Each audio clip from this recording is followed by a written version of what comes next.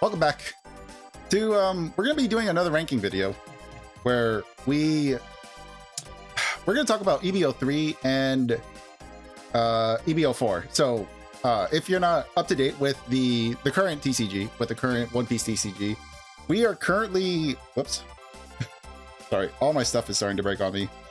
We're currently in, what is it, OP14 / EB04, the first part, and in about two-ish weeks we're gonna be getting EB03, which EB03 is gonna have things like this Nefertari Vivi. We're gonna be getting all the waifus. Actually, the filters here are probably not gonna be the best example of these things. So there we go. So we're getting the waifu set, basically just all the hotties, all the baddies. I'm very excited. So it's also going to be a very expensive set. We've already started to see prices around, like, we're in pre-sales, so honestly things are a little bit crazy right now, but pre-sales are looking like they're going to be about 600, which probably means on release we can expect people trying to sell them for about 300-ish. I mean, I'm crossing my fingers that this is all a lie and that boxes are going to be like 120, and you know, this Nami is only going to be five bucks. Oh boy, we'll talk about these cards once we get to them. But as you can see, I mean, just looking at the art alone, maybe not some of this stuff, like a lot of EB04 is not too crazy, but it's EB03 is the one I think everyone's worried about, specifically all these yellow cards, like specifically these Namis. Can I oh, this is new, this is all new stuff. Can I cycle through different alts? How is it that he has all this information here but doesn't have like a way for me to look at the alt arts? All right, that's fine. Oh, also, as a disclaimer, I mean, it's pretty obvious to tell where I'm at. Website I'm using is Cardi Kaizoku. This is another YouTuber out here who does a lot of data analysis on the One Piece TCG. I'm using his tier list maker just because it has all the cards pre-installed. Like, I'm not going to be going to tiermaker.com and manually dragging all these images over when, you know, somebody has already kindly done all the work for me. So I'll be using their program to get this over and done with. Which, speaking of which, enough yapping. We're gonna go and start looking at both of these sets. So as a quick disclaimer, the reason why I want to do EB03 and EB04 together is because both sets individually are like 90 cards roughly. No, not, I mean less than 90, honestly, because I did like the quick math, and we're going to be looking at about 120 something cards between the two sets. So I figured this would be a good time just to hit them both at the same time and kind of give my thoughts, my kind of semi predictions. We know a lot about what EB03 is looking like. We don't know very much about EB04 stuff. So EB04 is things with like this Driller Bonnie. This is not out in the East, and we're not really sure. Like, this reads very strong. This is a pretty strong sounding card, so I'm excited to kind of get into this, kind of theory craft, kind of based off the set, see what I think. So I think we'll start with I mean, from top to bottom, we'll try to hit everything. So let's get Vivi in here. Well, we're just gonna put her right here for now. There we go. And I'm not in the way. If I look at it like this, I'm not in the way. So we're gonna do, this is Vivi. It's a 4-life leader, red-blue. It is once per turn, if your character with base cost of 4 or more would be KO'd, you may trash 1 card from your hand instead, so built-in protection for your characters. That's pretty good. Activate main, you may rest this leader. Give up to one of your opponent's characters minus 2k power during this turn. Then, up to one of your characters without attack, when attacking effects, can gain rush. This is good. I mean, this is... This is obviously much better. Like, we're already having a much better start than the original EB04 Nefertari Vivi, which had give your characters rush and then draw a card, and then but I can't attack, but I have 5 life. So this is already a vast improvement, just because the simple fact that this leader can attack, already an improvement over the previous leader. Board protection for a loss of a card, so discarding 1 card to protect the character on board. Not bad if your opponent tries to swing big into characters, but if your opponent, if your opponent knows what they're doing, they're gonna attack pretty evenly into your character, so regardless, you're gonna be giving up a card. Activate main, rest this character. So, okay, when we do non-attacking leaders, this is what I like to see from non-attacking leaders, because this is like, an attacking leader that doesn't have to attack because you're going to be resting this. Give up to one of your opponent's characters find 2k power during the turn. That's pretty big. So it makes your smaller hits much more substantial. Then up to one of your characters without when attacking effect has rush.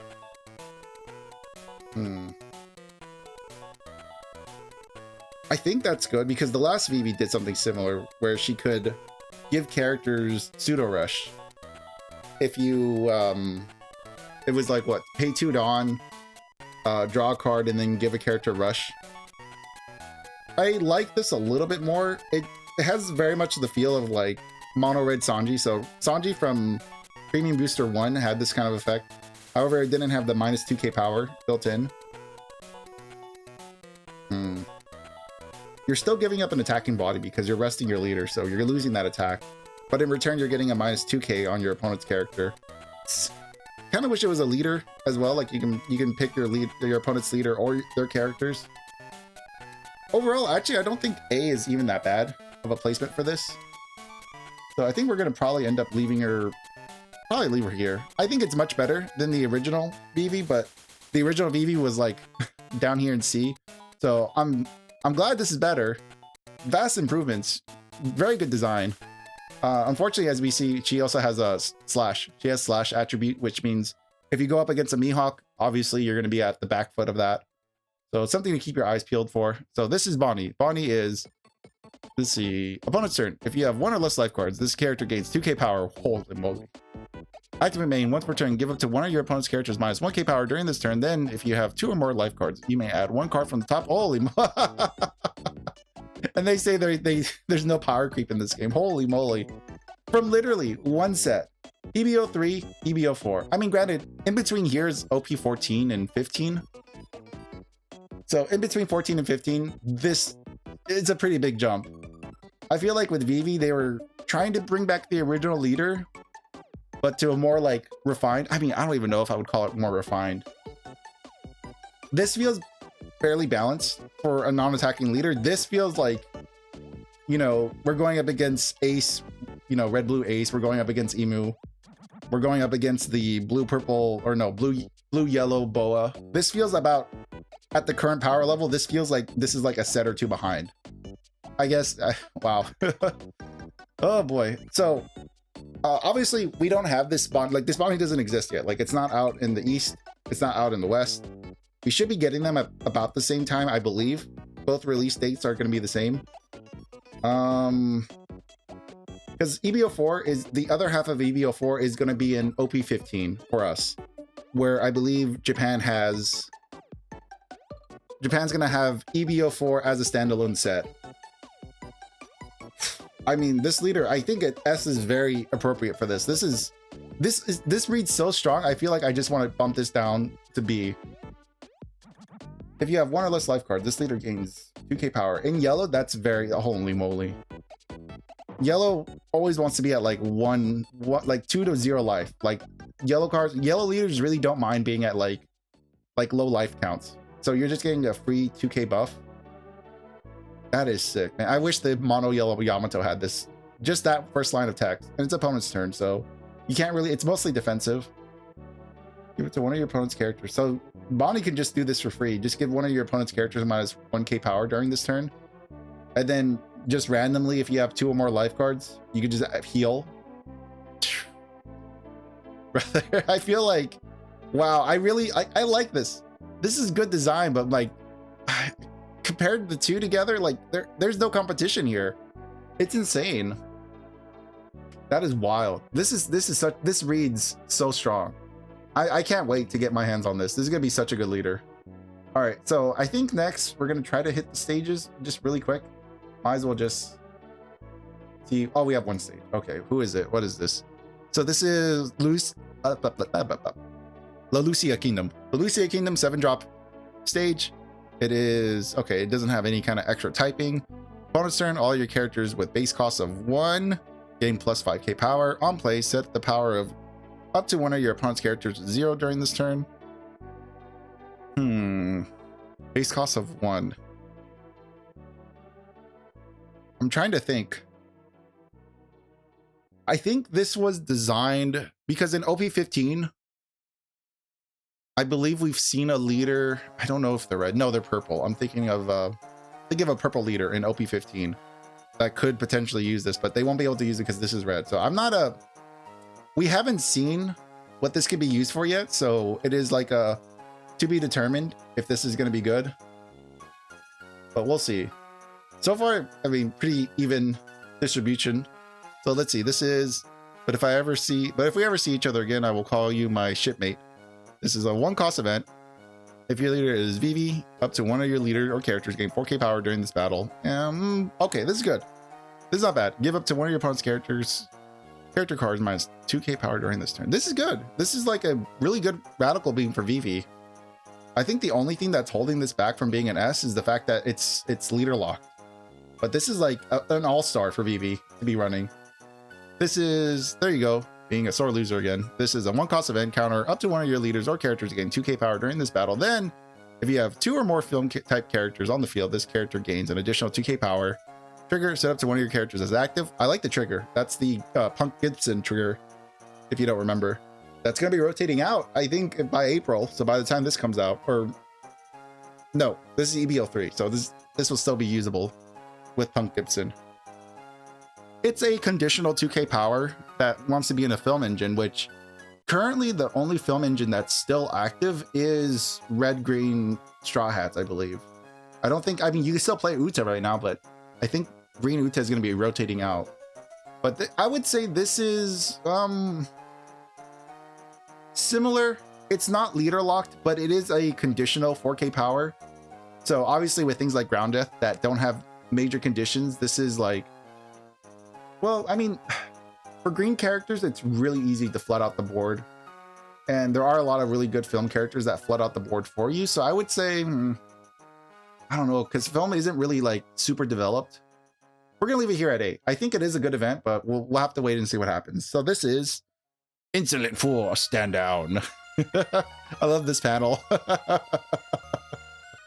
Oh, I love Boa, man. Main, you may rest up to one of your Dawn cards. If your leader is Boa Hancock, play up to one Amazon Lily or Kuja Pirate type character with a cost of 6 or less from your hand. It's pretty good, especially with the new Boa leader out there now. This is direct support for her. For 2 Dawn, you just get to play 6 cost for free.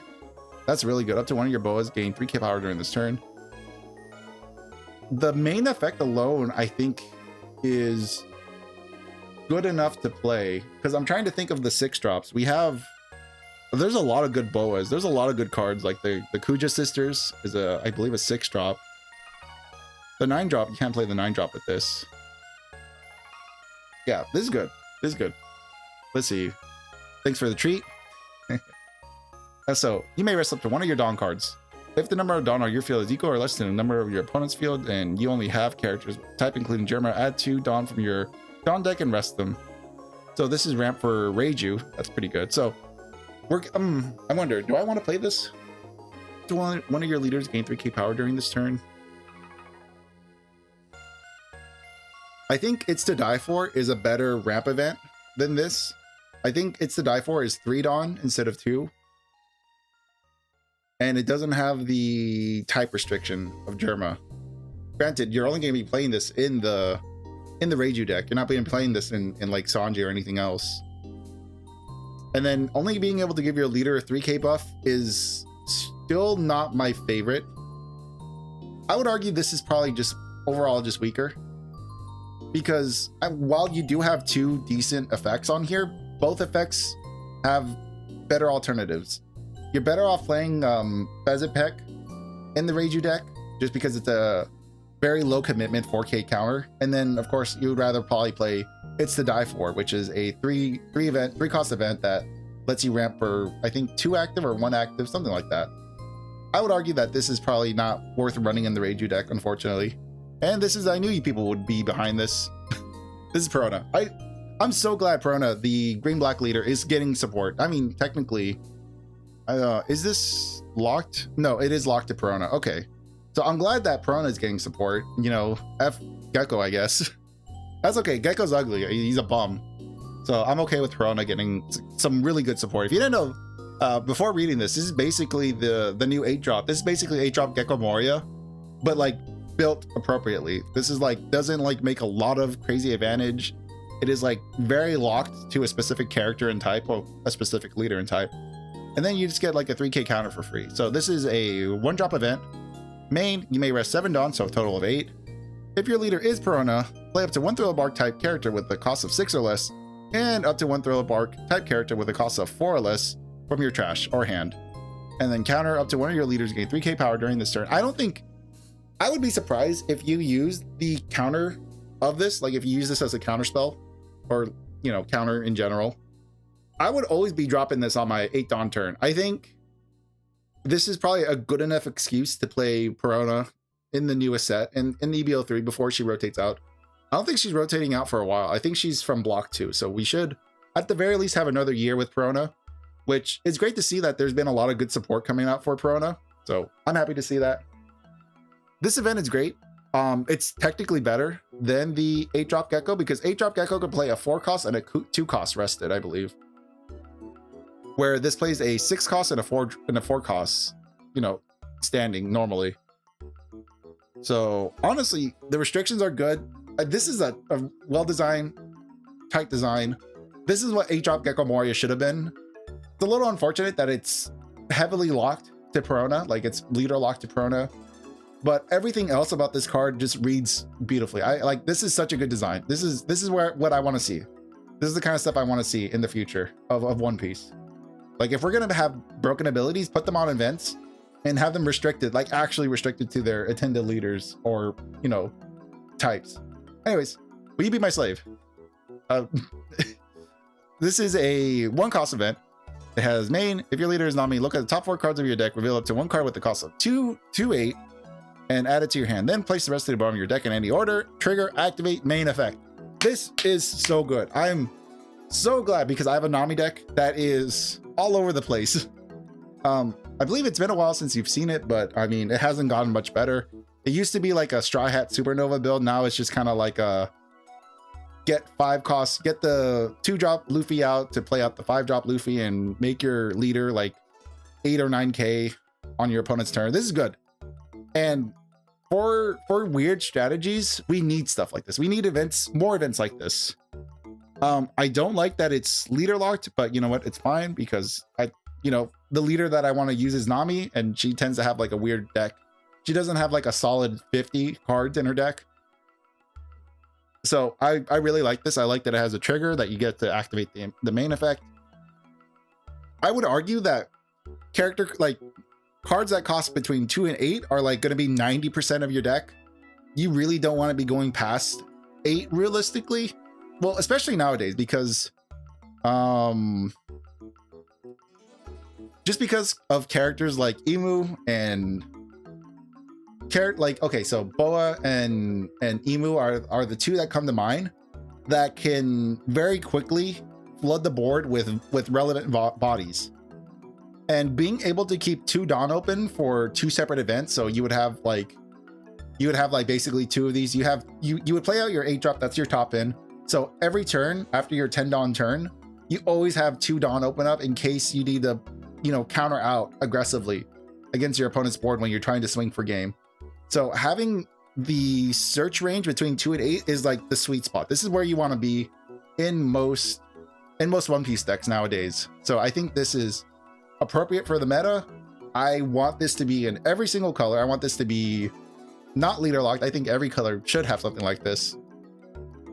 It might like streamline, it might make decks a lot more cookie cutter, but when it comes to like standard play, I don't think that's a bad thing. I think having cookie cutter cards like this, Red Rock and Pudding, that are just available in every color in every deck, I don't think it's the worst thing in the world, because there needs to be a way to punish opponents for playing more greedy. And I think cards like Red Rock and Pudding do that really well. I just wish they were available to everyone. And then I think every deck should have at least access to a 1-drop search event that can let them search generically whatever they need for whatever future turns they have planned. So Distorted Future is a 1-drop event. Main, if you have 2 or less life cards, give up to one of your opponent's characters minus 3k power during this turn. No extra Dawn commitment, so this is literally just a 1 Dawn commitment. And then up to one of your leaders gain 3k power during this turn. for this battle. 3k power during this battle. So Destroyer Future seems really good.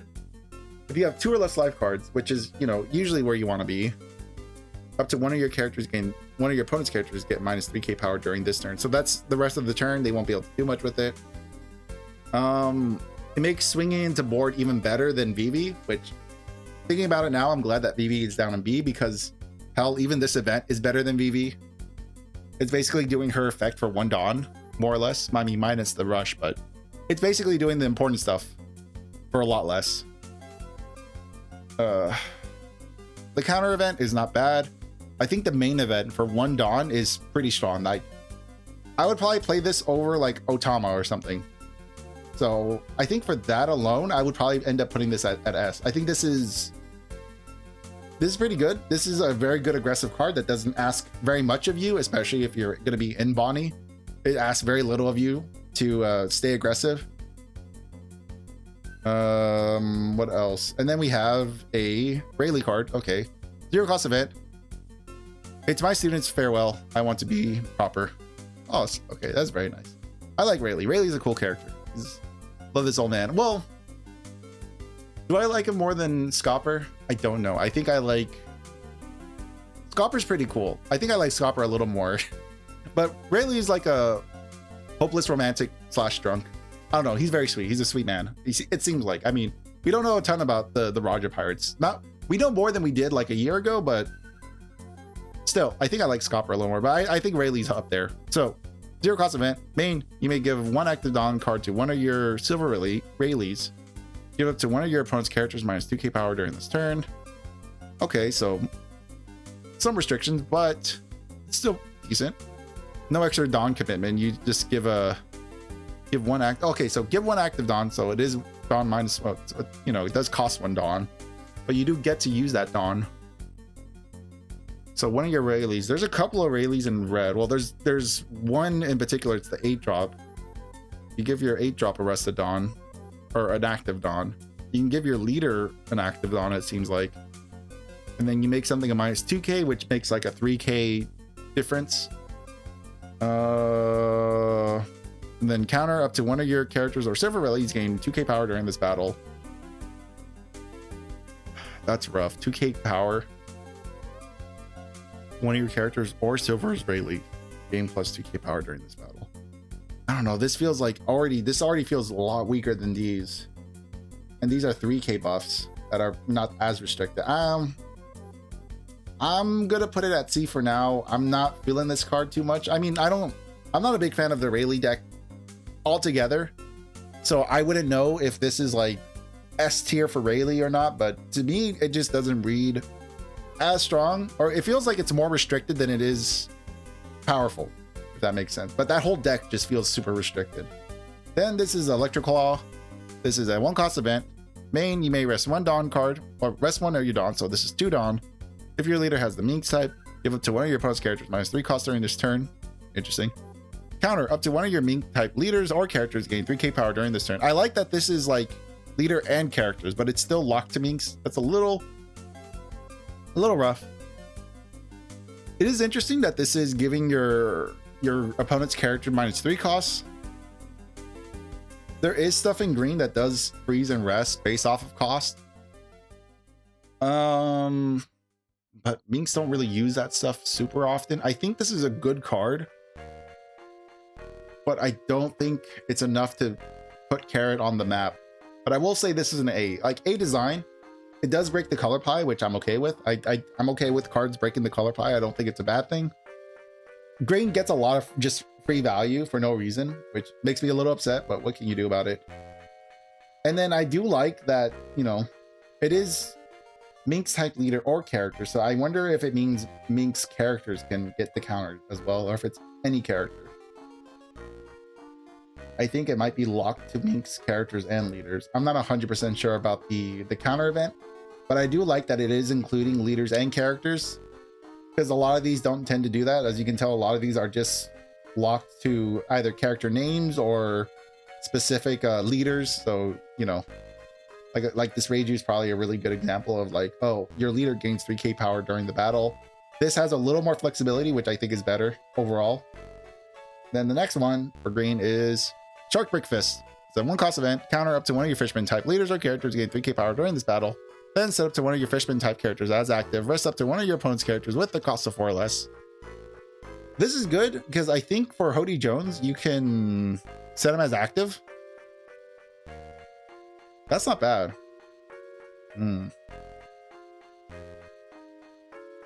Type leader or character. So Fishman leader and characters gain 3k power during this battle. Then set up to one of your Fishman type characters as active. That's pretty good, honestly. The more I read it, the more I'm liking it. I wish this was blue instead of green, just because the Hody leader sucks. The Jinbei leader is better. Shirahoshi is probably your best option, but Shirahoshi can attack, so that kind of gives you like an idea of where my head is for this effect. I think if you're still using Hody Jones, this is a very good card for Hody Jones, just so that it doesn't get swung into, you know. So I do like this. I think there is some nifty like battle tricks you can do, like combat tricks you can do with this card. I'm not super crazy about its utility because the leaders that can use it in green are not great, but I mean, it's not leader locked or anything. And because, well, the problem is it is sort of leader locked to use the counter event. However, the second part of the effect is not leader locked. So you wouldn't be able to use it as a counter, but you would be able to use it to restand a Fishman type character. It's okay. I think it's probably better as a B the more I read it, but I do like it. I think this is good design. It's just unfortunate that it's in green instead of blue, because I feel like Jinbei can probably take better advantage of, well, I feel like blue Jinbei can probably take better advantage of this than green Jinbei or Hody or Shirahoshi. But that's kind of what I'm thinking. Ice Time. I like Ice Time. This is a good event. So it's a 5-cost event. You may trash 1 card from your hand, which if you've ever played Kuzan, you know that whenever a Navy card makes you trash a card, you draw a card. So you go hand neutral with this. If you use it in a Navy leader, which it looks like you have to, if your leader has the Navy type, up to 2 of your opponent's characters with 10k power or less cannot attack until the end of your opponent's next turn. So this literally freezes your opponent's characters, 2 of your opponent's characters that are pretty big bodies, because we're seeing there are less 10 drops that are 12k, but even then, like I said earlier, a lot of players probably want to start leaning towards 8-drop characters, which tend to max out at 10k power. So I think this has better utility than, does it have better utility than Gravity Blade? I don't know.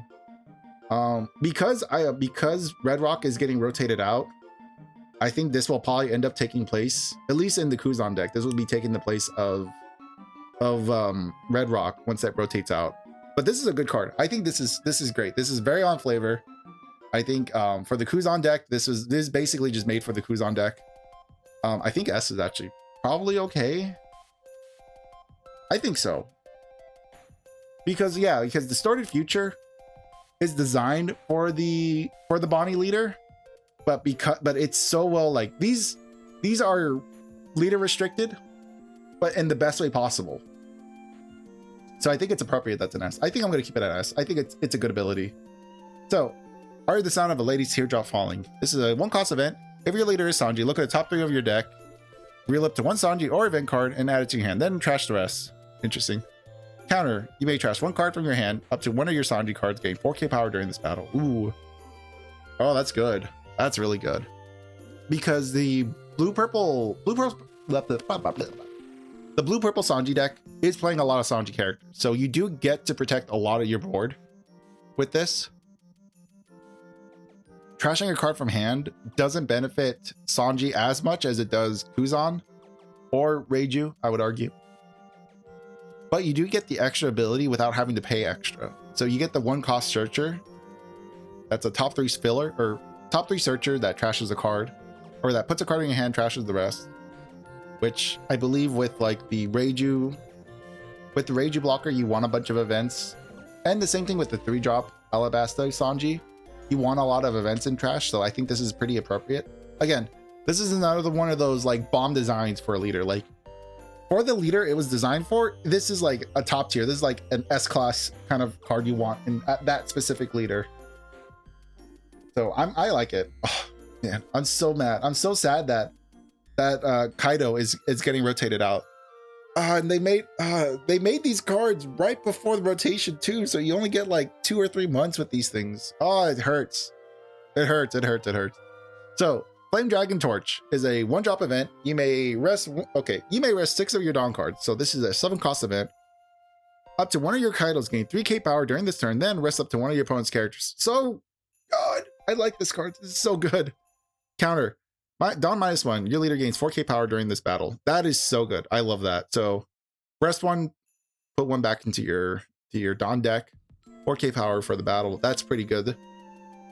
Very low Dawn commitment, especially for purple Kaido, black purple King. They can regain ramp. They can regain Dawn pretty easily. So I wouldn't be too concerned about this. The main effect is what you really want to be using for a finisher, ideally. I like that it can rest any character. So you can rest any blocker. So even the 10-drop Whitebeard, this can get around. For 7 Dawn, which is a big commitment, but you are getting 3k power out of this. And it's for the turn, so it doesn't matter too much if you're going to use it on your main. But it is nice that it keeps the buff for a little longer than you expect it to. I think it's fine. Yeah, this is mostly just you're gonna swing for game, and you're gonna be using this event. And then it also leaves what is 7, 8, 9, 10. It leaves 3 Dawn open for counterplay. So in case you don't get it, in case you get the clapback, it does leave 3 Dawn open on your end if you don't use the 3 Dawn. It does leave 3 Dawn open for you to keep up events in case you end up having to survive a clapback. All right, next one, Stealth Black. I like this card. This is a good one for Sanji. It's a 3-cost event. If your leader is Sanji, if you have 4 or more Dawn cards on the field, you may play up to 1 Sanji with 6k power or less from your hand or trash. Trigger, draw 2 cards, trash 1 from your hand. Trigger is great. That's an awesome trigger to have, especially in purple when you can filter out your deck. The main effect is very strong because you get to play out the...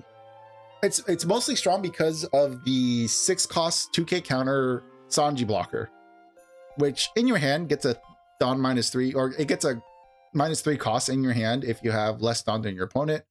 I believe if you have 3 or less Dawn than your opponent, it gets a -3 cost in hand. But thanks to this card, because of Stealth Black, you can actually use your Sanji blocker as a 2k counter, and then later on play it out for 3 Dawn anyways, and still have a blocker up. So this just, you know, I think it was definitely designed with the blocker in mind, because the utility makes it so much better. It means that you can take more of those 2k counters out of your deck because you'll be able to cycle more of them on the field, and you're less afraid of using your blockers in hand. You're less afraid of using the Sanjis as 2k counters because you could literally just play this out for 3 and still get the blocker, the 6k blocker. So again, another A+ design over here. A lot of S tier stuff coming out from these new EB sets. So I'm happy. This makes me really happy to see so many like top tier designs come out in these next 2 sets. So this is Finger Pistol, Yellow Lotus. Okay. So it's a 4-cost event. Main, you may trash 2 cards from the top of your deck. That's Lucci's not, you know, Lucci's okay with that. Okay, up to one of your opponent's characters with a base cost of 5 or less. Trigger, activate this card's main effect. This is, I think, Finger Pistol. The original Finger Pistol, I think, KOs a 5 cost or less, or 4 costs or less. So this is arguably worse. Let me do a little bit of research. Hold on, because I'm gonna have to take off the filters. Let me see. Yeah, here's the original Finger Pistol. It is from block 2, so you could still play this. Trash 2 cards from the top of your deck. K up to one of your opponent's characters with a cost of 5 or less. Activate me. This is... It does base cost, which arguably is worse.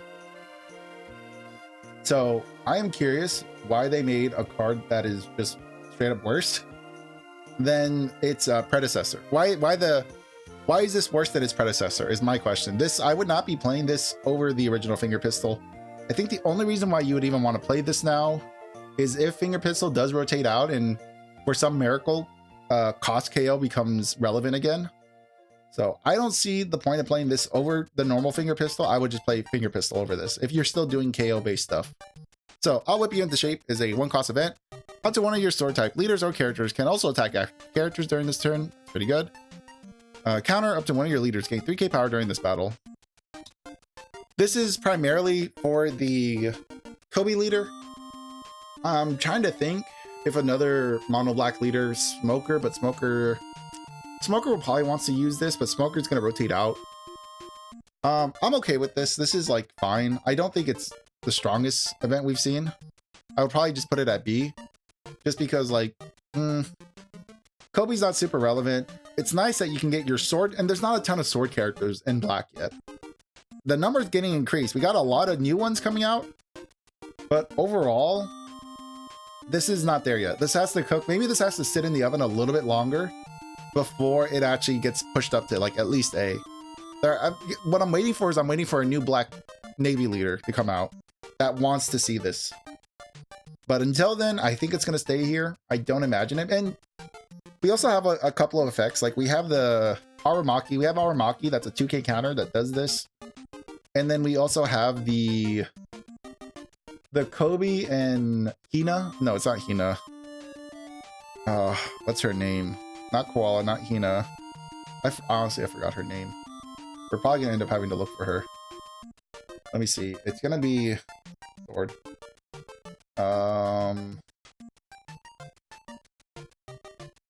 Will I be able to search sword? It's this one. It's her and then her new card. Here is Hibari. Hibari has a similar effect. It lets your sword characters attack active characters. So this effect already kind of exists. So I don't think it's going to be super great. That's why I don't think it's ever going to break into S tier. I think if anything, if the right leader comes out, I can see it getting into A. I don't think Kobe's the right leader yet. And then this is Black Rope Dragon Twister. Are we on the correct? Yeah, we are. Okay, good. This is going to be a 6-drop event. You may turn one card from the top of your life cards face up.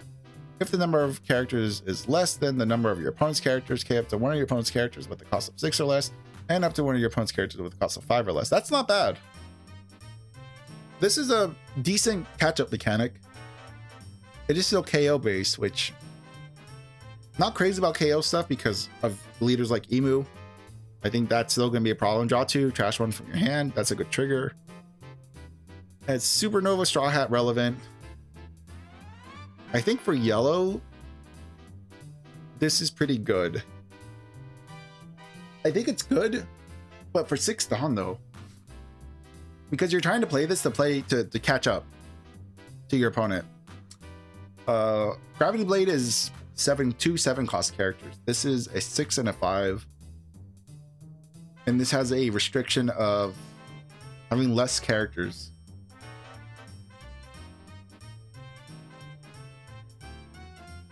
I think it's good. It's a good catch-up mechanic. I don't think it's better than Gravity Blade.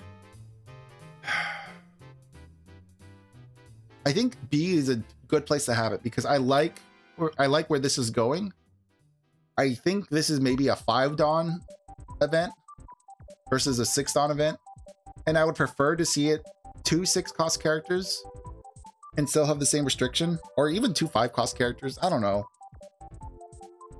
I'd like to definitely see at least 1 Dawn shave off of this, and it would probably be maybe an A. Nah, I don't know if I would move it past A, or if I would move it past B. I think it's a solid B card.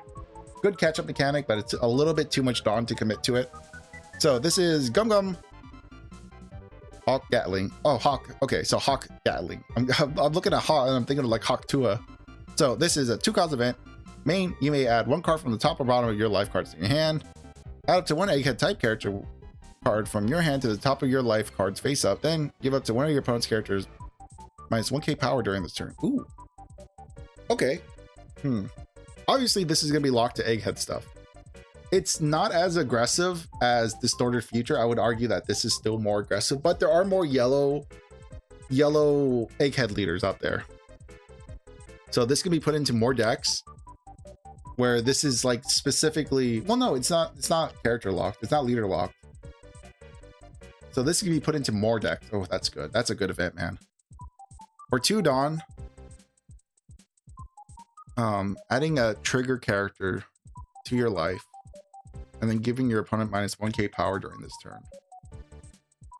It's not bad.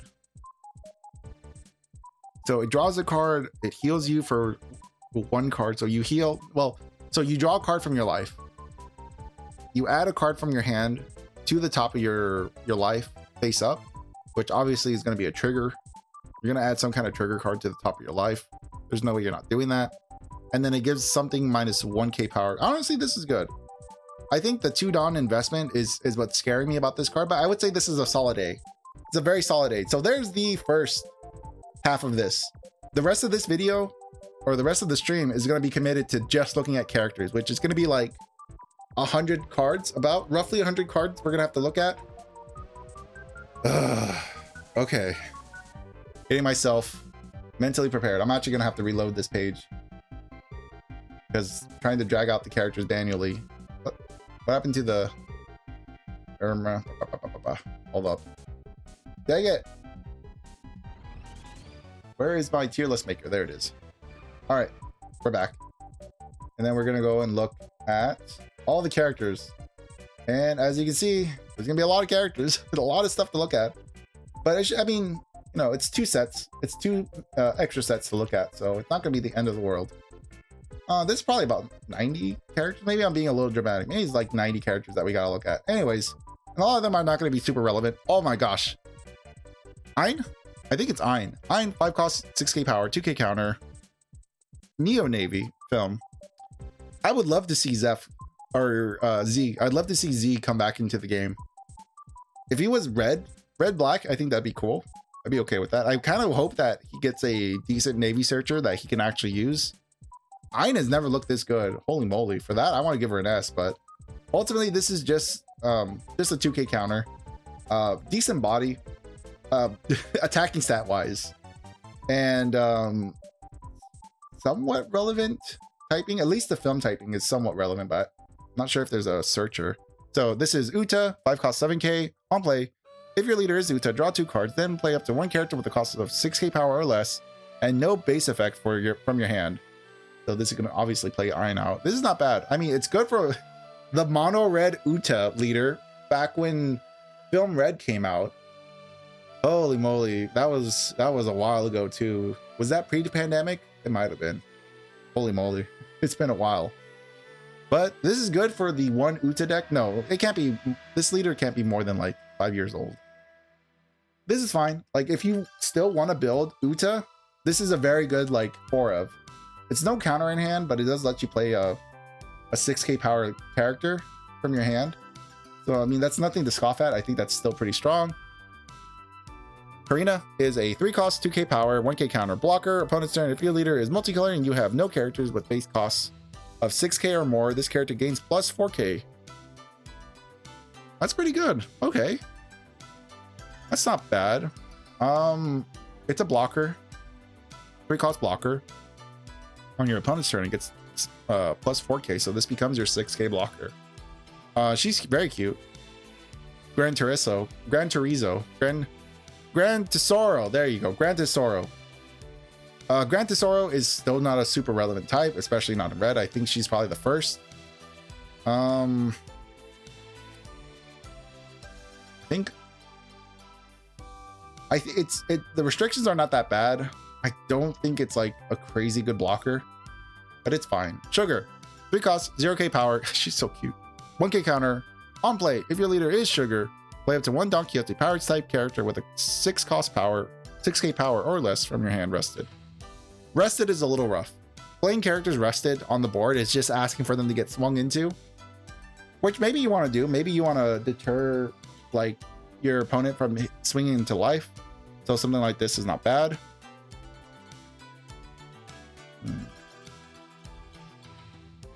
But I think right now the Sugar deck, the red purple Sugar deck, is not even playing a ton of Don Quixote stuff. I think it's kind of like generic big bodies ramp right now.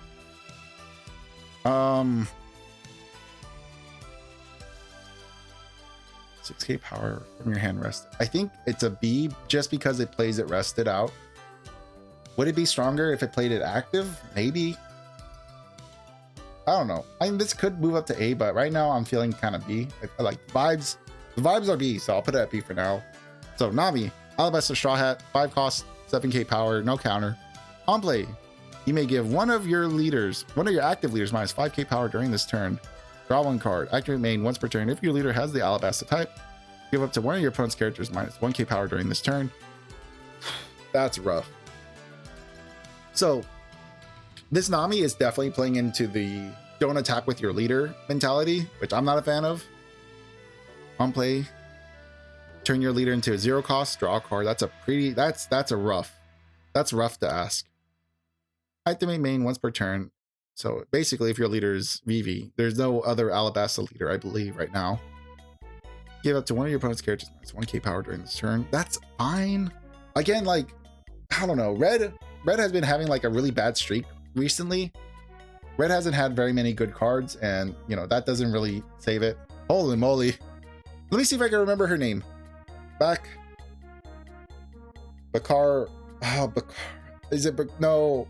I used to know it's a French name. She's so cute, and I can't think of her name. Baccarat. I want to say that sounds wrong though. Bakura.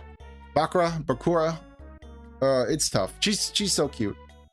God, man. Oh, it's hurting my heart that I don't know her name by heart. But she is a 4 cost, 5k power, 1k counter blocker on KO. Play up to one character with a power of 6k power or less, and no base effect from your hand. Interesting. So you want to be playing this in Red Uta right now, or maybe you want to play this in like Red Sanji. I guess Red Sanji, if you don't care about the film engine, like if you're trying to give all your characters rush and you're trying to be optimal with it, I guess you want to have characters that are just like big vanilla bodies that you can just play for free. It's an on KO ability. Red doesn't have a way of redirecting attacks, so this is not going to be the most useful, but it is a blocker, so it is fine, I think, but it's still specifically, this is really good for draft. Like these Uta and Baraka, we're going to call it Baraka. Oh, I feel so bad. But Uta and her are both really good for draft if you're going to use the Red Sanji, or if you're just going to build draft. Like these are all-stars for draft, I can see. Because they just get to play free big dumb bodies for free. And that's not something to, you know, scoff at. And the fact that this is definitely a blocker that does something similar to this. Draw 2 cards. Well, this does draw you 2 cards. And that's specifically an Uta leader thing. This is not leader locked. I might put her above Uta in this case. Like usually I didn't care too much about the events because all the events were really good, but I would say like so far out of all the red cards, this has felt probably the best.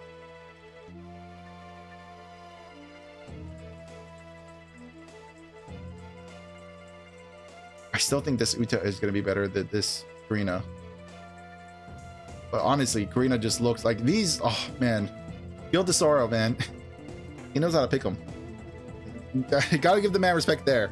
Anyways, Hibari. Hibari is a really good card. This is probably the only red card that I've been excited about. Hibari is a 3 cost 5k power on play / when attacking. It has no counter, by the way. Up to one of your sword type leaders or character can also attack active characters during this turn. That's pretty good. This is what, you know, this seems to be the direction that Kobe's going to be heading in, so I think it's fine. It's a good card for the deck. Activate main once per turn. Give up to one of your opponent's characters minus 1k power during this turn. So that's pretty good. Makes swinging into stuff. This is basically the smaller version of the 5-drop, which is good because you can play this, then you play the 5-drop, and then you're taking the cows home with this card. And I think that's pretty good. Pretty good for Kobe. This is an A+ card. Well, this is an A for Kobe. Sucks that she doesn't have counter. That's the only thing that kind of makes it rough to put it into the deck. But I could definitely see this Hibari and the 5-drop Hibari both being in the deck at like 2 or 3 ofs. It's just kind of rough that there's no counter. And then this is Makino. Makino is a 1-drop 0k power, 2k counter. I love the Luffy. So cute. Activate main. You may rest this character up to one of your characters with no base effect gain 2k power during this turn. That's fine. I mean, again, we're kind of like here, you know, arguably somewhere around here. with this kind of effect.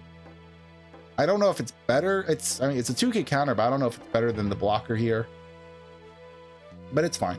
And then we have Monet. Monet is a 5 cost, 6k power, 1k counter, blocker, on play. Look at the top 5 of your deck, reveal up to 1 character with the power of 1k or less, or an event card, and add it to your hand, then place the rest at the bottom of your deck in any order. What red leaders want to play with events? I think this is Rayleigh. This is something I think for Rayleigh. Can Rayleigh play this? No, I don't think Rayleigh can play this. I think Rayleigh's stuck to 4 cost characters or 4 cost cards. So I don't even think Rayleigh could play this, even if he wanted to. That's a little unfortunate. I don't know who this is for. It's a good effect when the right leader is printed. I'm sure it's going to be a bomb in there. But for now, I can't imagine who wants to be playing this. Like Caesar Clown, maybe, I guess. Or no, Law. Law wants to be playing this. Law wants to play this. That's right. Okay, that makes a lot more sense. So, okay. I'm seeing the picture now. So, does Law want to play any of these other cards? I think there was an event that I might have dropped down unintentionally. I completely forgot about Law. I'll be real with you. I think it's good for Law. This is a great card for Law. It's a great searcher because a lot of your bodies tend to be 1k. From what I mean, I haven't seen or played Law, mono red Law, like at all.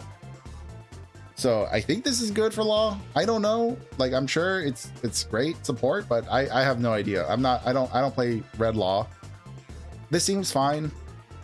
It seems to be doing what the deck wants to be doing, which is playing small bodies and then making them big. This is basically just the searcher. I think just because it's the searcher, I should probably put a little bit higher. I guess right there is fine. Because it's a searcher. It's not a good searcher, but it's a searcher. It does look for events. I don't know. I think it's fine here.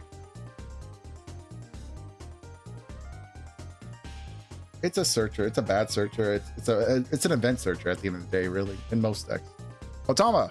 Otama is a 2 cost, 0k power, 2k counter, activate main. You may rest this character.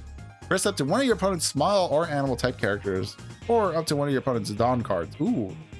Okay, I was about to put this in F until I saw the Dawn part. I mean, the first line of text is very flavorful because, I mean, Otama's, what is it? Is it Mochi? Her Mochi fruit allows her to control animals and smiles because of the smile fruits. So smile users also fall under her control. Obviously, unless you're going up against specifically Chopper, this is not going to be super relevant.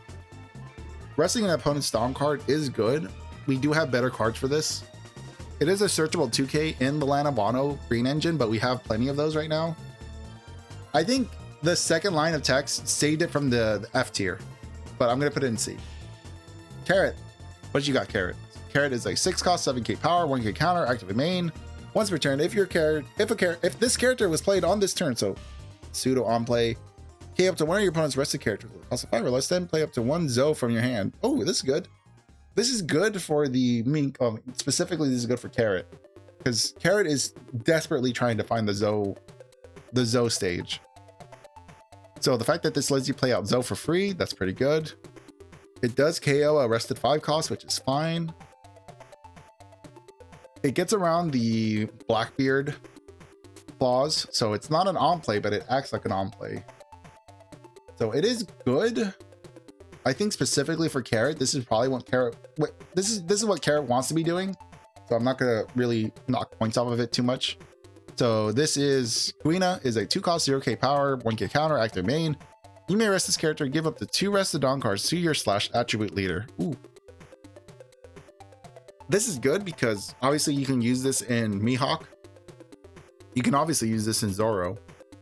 Frostmoon Village. That's a type we don't really see a lot. I'm pretty sure Queen is probably the only one, and maybe Kid Zoro. Giving 2 rested Dawn cards to your / attribute leader. That's pretty good, especially if you do it for Mihawk.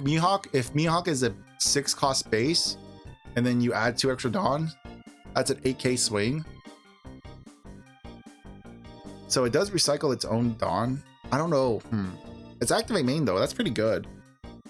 You may rest this character. The problem is that Mihawk wants to rest his own characters. He doesn't necessarily want characters that rest themselves. Well, does he? I think this is fine. I think it is at least a B. Yeah, I think that's fine there. So Cammy, what you got, Cammy? 2 cost, 0k power, 1k counter. Activate main, you may rest this character. Give up to one of your rested Dawn card to one of your fishmen or merfolk type leaders or character cards. Then rest up to one of your opponent's characters with a cost of 2 or less. A little worse than Kuina, just because Kuina has leaders it can use its effect for. Cammy doing this for merfolk and fishman leaders is not the greatest thing, or even characters. It's not super great. It does just get swung into for free by anything. Rest of 2 costs or less. I mean, that's, I guess, somewhat relevant. If you want to like get rid of like your opponent's searcher or something. Or even get rid of like, what is it? The blocker. No, that's a 3 cost. Sorry, Cammy. I don't think you're too hot right now. Well, your card effect is not that crazy. You look fantastic. So this is Hiyori. Hiyori's a 1 cost 0k power, no counter. On play, if your leader is Kazuki Odin, draw 1 card. Activate main. You may trash this character. Give up to one rested Dawn card to your Lana Wano type leader. It's fine. Like if you're playing Odin, sure. I don't think there's going to be room in the Odin deck for something like that. I mean, granted, because it doesn't have counter, the red-green Odin can just use this as a 1k counter, I believe, because it doesn't have counter, or something like that, or a 2k counter. I don't remember what the leader exactly does. Bonnie is a 5 cost 6k power, 1k counter leader character. On play, if your leader has the supernova type, set up to one of your Dawn cards as active, then up to one of your opponent's characters with the cost of 8 or less cannot be rested until the end of your opponent's next turn. This has been an interesting version of freeze for green to be experimenting with. I don't know if I like it. I think green already has enough ways of resting characters. You know, I wish they would change it to like a keyword. I wish freeze was just a keyword that you can just use, and it had something similar to this where it just freezes a character from tapping or being tappable or being usable, instead of like, you know, the 3 or 4 different words, the 3 or 4 different sentences that say freeze this character that they use in this game. This is good. A 5 cost that freezes an 8 cost. That's pretty good. And then it also sets 1 Dawn. This is great in the Bonnie deck. I mean, this is great in most green decks, I would say. The decent attacking body that has counter, relevant types. It gives you a rested, or it restands a Dawn. I mean, obviously it's not as good as like the Nami that can restand 4 Dawn, or, you know, all those other new green cards that just restand a bunch of Dawn. But this is good. It does restand at least 1 Dawn, so you at least have something up for an event. And then it does freeze an 8 cost or less, which is good because it means it can also freeze like an 8 cost blocker, so it can't be blocked, or it can't be used for a blocker. Also can't be used as an attacker. Cannot be rested. So also things like you wouldn't be able to use Mihawk to rest this. So this is good. Good effect. Tashigi, 4 cost 6k power, no counter, opponent's turn. This character cannot be KO'd by your opponent's effect and gained blocker. Interesting. Okay. End of your turn, you may rest one of your Dawn cards and trash 1 card from your hand. Set this character as active. Ooh. That is good, but that's a lot to commit to it.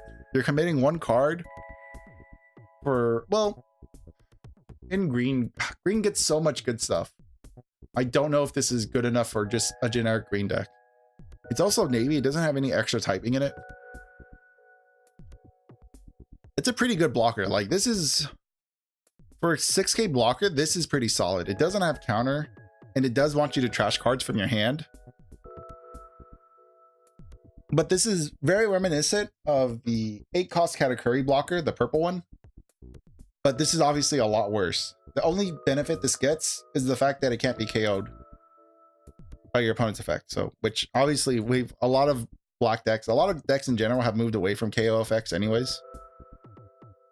So I don't think this is super, it's a great blocker, but I don't think it's like above A. It's a really good blocker though, but it does trash. Yeah, I think B is okay. I think it's good. It's not the best we've seen. So Wanda is a 6 cost 7k 1k counter blocker. It has nothing else other than being a mink. It's pretty generic, but it's fine. And then we have Alvida. Alvida is a 4 cost 2k power 1k counter. On play, you may trash 1 card from your hand, place up to one of your opponent's characters with 4k base power or less and up to one of your opponent's characters with a base cost of 3 or less at the bottom of its owner's deck. That's very weird. So it's looking at both power and cost for 2 separate characters and placing them down at the bottom. I like the flavor of Alvida's soap fruit, I guess. I think it is the soap fruit. No. What does she have? No, what is it? She has basically like a slippery fruit. A fruit that makes her slippery. So all of like her fat, all of her fat slips off. Anything she touches becomes very slippery. I don't remember exactly what her devil fruit name is, but I believe it's something like the slip fruit or something along those lines. So I like the flavor of her being able to bottom deck characters. I think that's a smart direction to take her character in the TCG, in the game. Trashing a card from hand. A lot of these cross guild cards like to trash cards from hand. I'm not a huge fan of that because there's not enough draw in the cross guild engine to really sustain the trashing effects. Hold on, I need water. Dying. Ugh. So it's just weird that it's looking at base costs of both 4k power and then it's also looking for a base cost of 3k power. Both pretty relevant. I think it's okay. I don't think Buggy's gonna be playing this. I wouldn't play this in a Buggy list. I like the flavor of it, but that's the best I can give it. Isuka, oh, I love this character. If you didn't know, she's from the what is it? The short novel series of Ace's Adventures in the Sea. So when Ace went out to sea for the first time, this was kind of his smoker. This was the Navy officer going after him. And this is Isuka is a 6 cost 6k power, 1k counter blocker, up to, okay, on play. Place up to 1 character with a cost of 4 or less at the bottom of its owner's deck. I mean, right there, we can already see kind of the contrast between these 2 characters, but it does cost a 2 extra Dawn for a more solid effect. In Kuzan, we already know this is already pretty solid. Like, this is already a solid pick for Blue Navy cards. Based off of that, I would probably put it at B. I don't know, because it has kind of proven itself in Navy decks already. I think we'll put it at B for now.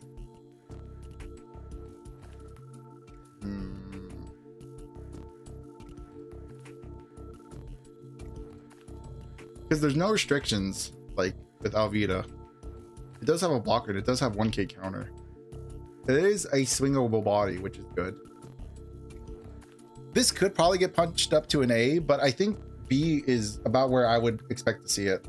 It's a good card. I would recommend it if you're playing Kuzan, so I would recommend playing this as your blocker over the Borsellino, definitely. So Kaya is a 2 cost 0k power 2k counter.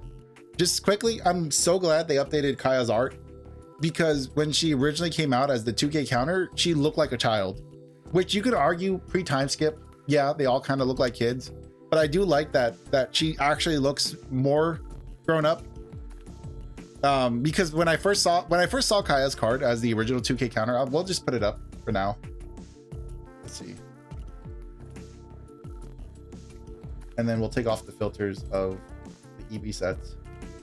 So as you can see, just like right here, the contrast, like here, for I don't know why, but for like this illustration of her just makes her look like she's like 10, versus here she's looking more like a teenager, like how One Piece women are drawn. And I think that was kind of important to portray, or to get across to the viewer that this is not like, because honestly, like I said earlier, I didn't even realize this was Kaya. I didn't realize that this was the Usopp Kaya. I thought this was another one of those background characters. I didn't even realize this was Kaya because she looks so much different. Like it's so weird to think about, because There really, realistically, there isn't much other than maybe her head. Her head shape might be more childlike. Like she has a slightly larger head, wider eyes, slightly bigger forehead. But then again, here she kind of, I think maybe that's what it is. Maybe it is the fact that her head is more proportioned to her body now. Her eyes have kind of been shrunken down to be more proportionate to her head. I'm glad they did this change. I think it was good on the artist that did this. I think it was a good call, because the original Kaya, I honestly didn't even realize it was Kaya from the Syrup Village. I thought it was like a Kaya. Like I honestly didn't know who the character was. I thought it was you. The original Kaya art really did just look like you, in my opinion. But I'm glad that I'm just gonna give credit there. So we'll leave it at that. Okay, so on play. Look at the top 5 cards of your deck and place them at the top or bottom of your deck in any order. I think this is fine, especially East Blue. When we're looking at like Nami, the new mono blue Nami, definitely wants to be seeing this. I think for that deck specifically, this is an A+ card. I think in most other deck, well, no. Does Ace want to play this? Maybe.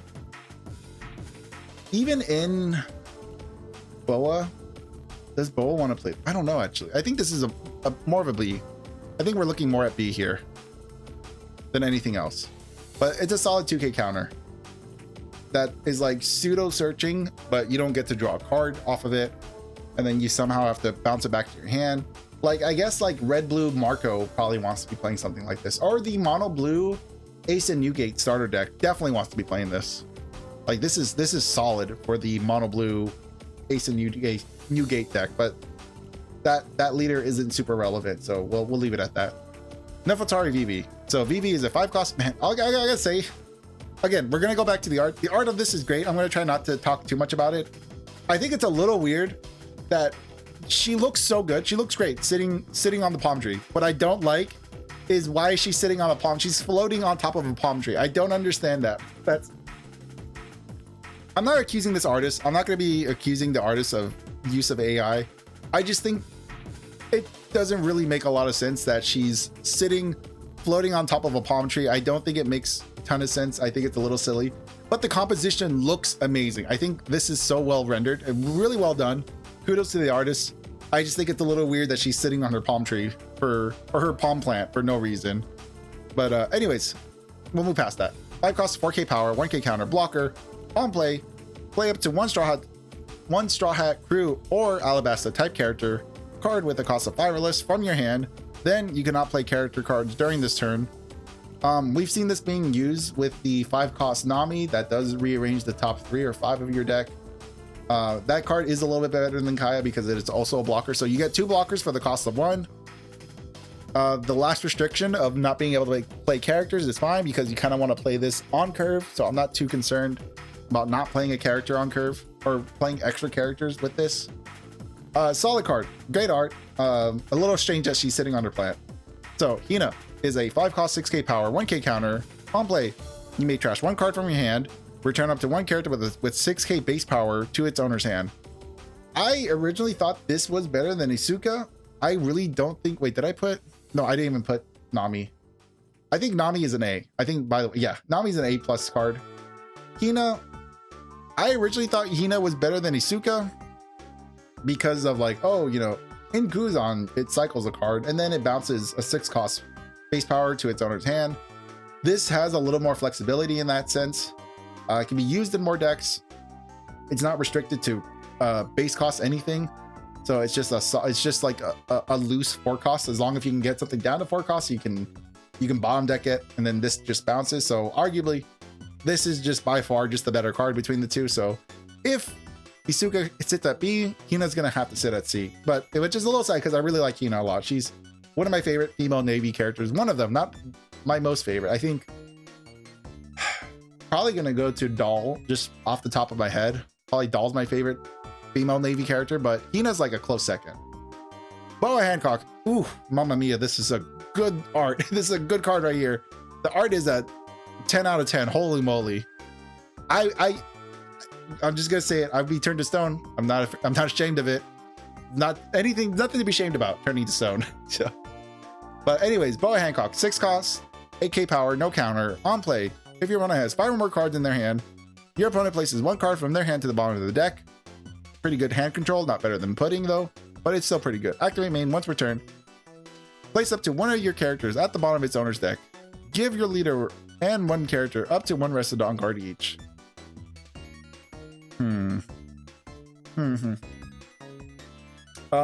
We just read a Boa event that plays a 6k power or 6 costs from your hand, I believe. So that's what this was made for, I believe, if I remember correctly. So this works for that. It is hand control for your opponent on play, which is good. Placing 1 of your characters to the bottom of your own deck that's a high price. Just to give a Rest of Dawn to your leader and a Rest of Dawn to your character.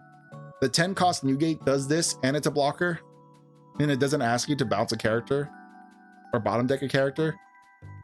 The art is A+. I don't think the ability warrants the effect. Like, the restrictions are too high for me to really consider it. If the art wasn't this good, I'd be putting it at F. But for the sake of the art, I think this is gonna stay at a C at least. All right, let's move on. Margaret is a 6 cost, 7k power, 1k counter. On play, return up to 1 character with 7k base power to its owner's hand. This is fine. This is okay. I don't know if Bo wants to be playing this, but it's an okay effect. Bouncing a 7k for 6 Dawn, not super great. I don't think anyone's gonna be playing this card though. I think I need something in F tier. Unfortunately, Margaret, you're very cute, but I don't think your ability warrants anything to really, you know, write home about. So you is a 2 cost, 0k power, 1k counter. On play, trash 1 card from your hand. For blue Nami, that's okay, because it's also East blue type, which is important. Activate main. You may trash this character. If you have 4 or less cards in your hand, draw 2 cards. Yeah. This is 1000% support for mono blue Nami. I think that's a solid card, solid design. For 2 costs, actually, for the sake of designs that I think are S tier, I don't personally like mono blue Nami. I think it's an outlier in the One Piece card game. We don't have any other leader that has win cons like the mono blue Nami does. But for the sake of that leader, if you're gonna play that leader, this is probably a huge bomb, something you definitely want to be playing 4 of. With that said, you also probably want to be playing Kaya as well, so you can stack your U's on top of your deck. You probably even want to be playing Nami and Vivi together with this card as well. But yeah, I think even though I don't like the mono blue Nami, I think this U card in that deck is top tier. I think it is a staple. So for that sake alone, I'm gonna leave her at S. So this is Viola. It's a 2k counter. That's basically it. Doesn't do much else for us. So I mean, it's a 2k counter. It can stay at C. And then we have Reiju. Is a 5 cost, 5k power, 1k counter. Your turn. On play, Dawn -1. If your leader is Sanji, activate the main effect of up to 1 of your events with a cost of 7 or less from your trash. This is great. I am very curious if blue purple Sanjis want to be playing this with how many good cards they've been given. But with that said, I think being able to recycle your events from trash is not something to underestimate. This is a good card. This is a great card. And it doesn't have to rest itself, so it stays protected on the board. You can swing in when you're ready to go for game. It's a great body for the Sanji deck. This is Flampe. Flampe is a 1 cost, 2k power, 1k counter. Your turn. On play, up to 1 of your Katakuri's cards gain 2k power during this turn. I think it's fine. It's not something I would play. Well, honestly, I wouldn't play this card. I think I would just leave it here at F. I think it's fine. If you can find a reason to play it, you can play it. But this is going to be Brûlé. It's 5 cost, 6k power, 1k counter. Opponent's turn, once per turn. If your leader has the Big Mom Pirates type, so that's good, because it means that Pudding can use this. When a Dawn card on your field is returned to your Dawn deck, add up to 1 Dawn card from your Dawn deck and rest it. It would be better if it played it active, or if maybe this had blocker. But I think for Big Mom, I think it's fine. Because especially with Pudding, you never really want to be going Dawn minus. You never want to Dawn minus. You want to keep ramping forward. So for the few cards that do Dawn minus you on your field, it is nice that this can regain that lost on, but the 8-drop Katakuri just does this better. So yeah, I think C is fine. I would I'm tempted to drop this down to F, but I think it is just generic enough and good enough to be in C. Our next one is Charlotte Linlin. We got young Linlin. We got Rocks Pirates Linlin. This is holy moly. This is back in God Valley, it looks like. Well, potentially. This could also be Hasinochu. This could also be Pirate Island or Full of Lead. So Linlin is 7-drop, 7k power, 1k counter on play. Draw 1 card and place 1 card from your hand to the top of your deck. Heals you on play. Then add up to 1 Dawn card from your Dawn deck and set it as active. That's so good. Oh, I'm gonna cough. Oh man, I'm drying up. Interesting part is on KO, Dawn -1. Add up to 1 card from the top of your deck to the top of your life. This is kind of the... This is sort of the Katakuri effect. Or no, Kuma. This is the Kuma effect, sort of, but with a little more added to it. You do get to ramp an active Dawn, which is pretty relevant. It's not searchable currently in anything, but who knows? We might see something in the future that uses that's relevant for Rocks Pirates. So fingers crossed. Hopefully we get to see something like that.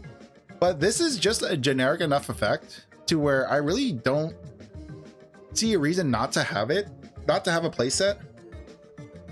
Because on play, you draw a card, you heal, then you ramp a Dawn. That's pretty good. That's really good. Holy moly. Honestly, this is, I mean, for a generic ability, like, this is probably the best generic character we've seen, or best generic effect we've seen in this set, in these 2 sets so far. Because these 2 are kind of locked. A lot of our S tier cards have been leader locked. I think this might be one of the first ones. No, that's like the second or third non-leader, non-type locked. Good effect. So I'll be keeping my eyes on this Linlin. This is going to be a very good card. Also, keep in mind, there are cards out there that do care about the name Linlin, that they will be able to use this. So that's something to keep in mind. They might be rotating out, because I'm thinking of the homies. The homies are from block 1, but they do care about the name Linlin, which obviously this character meets those requirements. Charlotte Pudding, 4 cost, 4k power, 2k counter, blocker. On play, if the number of your Dawn cards on the field is equal or less to the number of your opponent's field, add up to 1 Dawn from your Dawn deck and rest it. It's a 2k counter, it's a blocker, and then it also replenishes Dawn as you use it. That's pretty solid. It's not leader locked to anyone in particular, so just a far better ability than Brûlé. This is basically the more streamlined version of Brûlé, which I'm all for it. You know, it's a 2k counter at the end of the day. It's a 4 cost blocker, and then it does keep your ramp cost neutral. EB05, 4 cost, 2k power, 1k counter, on play, Dawn -1, k up to 2 of your opponent's characters with a base cost of 3 or less. Weirdly enough, that's not bad. Dawn -1, KO 2 of your opponent's 3 costs. Against Rayleigh, this would be devastating. I mean, arguably, even against Red Law, this would be pretty devastating as well. It's not bad. I wouldn't make room in my decks for it. I would say at the very least, Secret Tech. If for some reason Rayleighs or Laws are giving you trouble, this could just be like a good 1 or 2 of. It's always a 1k counter at the end of the day. And you know what? I'm talking myself up. I'm gonna put that in C. I think it is slightly better than our F tier card. So Lim is a 4 cost, 5k power, 2k counter on play. If you have 7 or more Dawn cards on the field, your leader and all your characters with the Odyssey type gain 1k power until the end of your opponent's next turn. I think Lim does ramp. And giving... I don't think Lim does play a lot of Odyssey characters. I think this is good for Lim. Lim is not super relevant, but this is a good card for the deck. Well, I say Lim's not relevant. Lim has topped multiple events. It always shocks me whenever I see Lim topping or getting first or top 8. So I always like seeing the leader top because it's, but then I look at the deck and I'm like, the deck is not super interesting. It's not doing anything fun or interesting. It's just it's doing its thing, and it does its thing very well. I think this is going to be good in the list if you can find time to play it. I think that's the downside to this, is finding the time to play your 2K counter out, which is probably the only thing that's keeping it from like S rank, is the fact that Lim may not have time to play this out. But if you can, then you do get, but it's an on play effect. It's not an activate main. Like, it's not consistent, but it's until your opponent's next turn. It does stick around. It's maybe it's a little high, but we're gonna keep it at A for now. I'll see if I feel any different later. Uta, or Ulti. Ulti is a, weirdly enough, she looks a lot like Uta. I don't think that's intentional. No, maybe it's just my head. I mean, she's still cute though, so I wouldn't discount that. So Ulti is a 6 cost 7k power 1k counter on play. If your leader has Animal Kingdom Pirates, Animal Kingdom type, draw 1 card and trash 1 card from your hand, then play up to 1 character with 6k power or less, and no base effect. What the frick are we doing this for? Ulti, I'm sorry. You're fantastic. I love you, but we can't be playing that junk. This is like no base effect. Why? From your trash. I mean, I guess if you're still playing the Ulti page 1 combo, sure, be great, but we already have the page 1 combo and the Ulti combo in purple. It's gonna be rotating out, so maybe they're thinking about using something else. Maybe more Smile users? I don't know. I'm not crazy about this card. It's nice that you cycle and that you get to play a big vanilla body, but at the end of the day, no, I think I'm okay with it being at F. It's fine. It's fine at F. So Khalifa is a 2k counter, 5 cost 6k power, no base effect. I mean, I guess you could play it with Ulti if you really want to. You know, there's your 2-card combo right here. Get the ladies out. Anyway, Kujaku. Okay, Kuyu Yaku. I'm gonna call her Kujaku. No, we'll call her Peacock. Her English name is Peacock. She's a 4 cost 6k power, no counter. Opponent's turn, all your characters with a sword type and a cost of 6 or less gain 2k power. That's pretty relevant, especially because Kobe's going to be moving towards a more aggressive sword engine than a navy engine. And then on play, you may trash 1 card, 1 navy type card from your hand, draw 2 cards. That alone is going to be far better than the Sakazuki. No, the, wow, what's his name? Sengoku. So there's I think a 2-drop Sengoku that has you trash 1 black navy type card from your hand and then you draw 2. So just off of rep, this is just far better. This is better than the Sengoku, the 1 or 2 drop Sengoku you have in the deck. And then not only that, but it also buffs all your sword type characters with the cost of 6. So you're like so I mean all your other, so like Hibari gets a plus 2k, so it becomes a 7k. Your Helmeppo, that's a 6 cost 6k power, gets to 8, gets to an 8 cost. Like pretty solid card. Even though it doesn't have counter, despite not having counter, this is still probably a 4 of in the deck. I think it's a you know, all-star in the deck. Koala, man, I wish we got this card sooner. Koala is a 4 cost 5k power 1k counter. If your leader has the Revel army type, this character gains plus 4 cost. It's really good for Koala because she wants to see 8 cost characters. Opponent's turn on KO, play up to 1 character with a cost of 6 or less with the name of Nico Robin or with the Revolutionary Army type other than Koala from your hand or trash. Good card, solid card. I would say that's a easy 4 of. It's everything that Koala, that black yellow Koala wants to do. There's no reason not to play this in the deck. Because, I mean, being able to play out the 6-drop Koala or the 6-drop Nico Robin off of this, fantastic. If there was a way to KO your own characters, that would be even better. But currently only like 2 cards or like 1 card in black can be put into the deck that isn't type restricted. And then all of the Baroque work stuff can KO each other, like Crocodile can KO stuff. So I mean, other than that, and then of course this is on opponent's turn, so the restrictions are even tighter than that.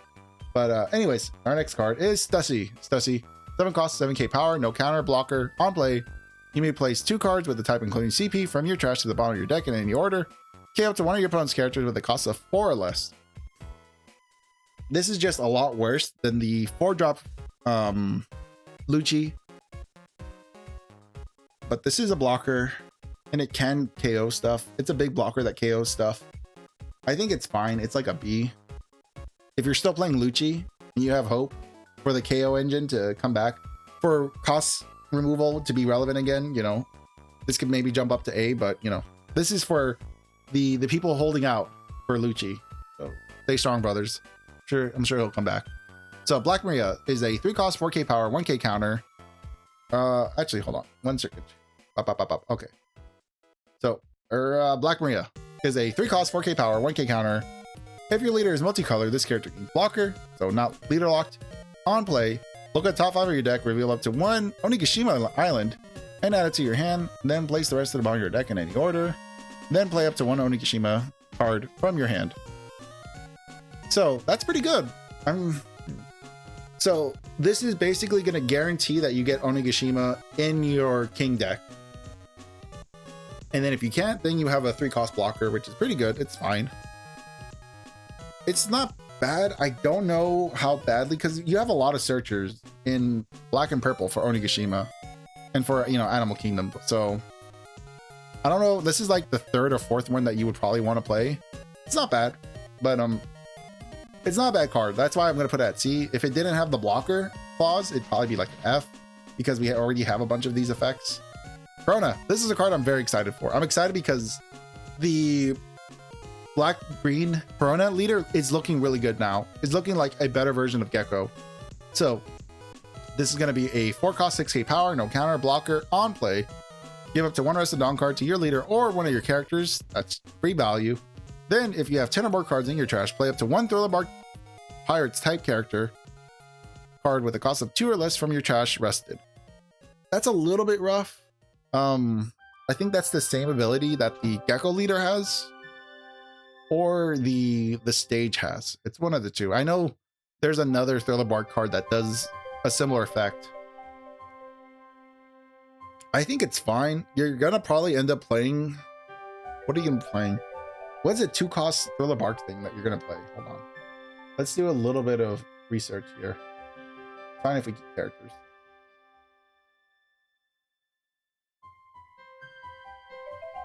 So obviously this is the one I'm thinking of. I'm thinking of Cerberus, but Cerberus, you would have to play it rested. Turlin. Jigoro, I think, is decent. Again, I'm a really big fan of the Jigoro engine. We're also looking at green. You can play your searchers. Not bad. You can play this guy out. Yeah, I wouldn't play that. There's not a ton, honestly. There, like, the fact that it plays it rested is probably the one fumble that this card does. But giving your leader a Rested Dawn, or giving a character a Rested Dawn, that's pretty good. 6K blocker, that's pretty good. No counter kind of sucks. Being able to play a Thriller Bark Pirate character from your trash is good, but playing it rested at such a low cost is rough. I think I'm being generous if I'm putting it at B. I think the effect is more of a C effect,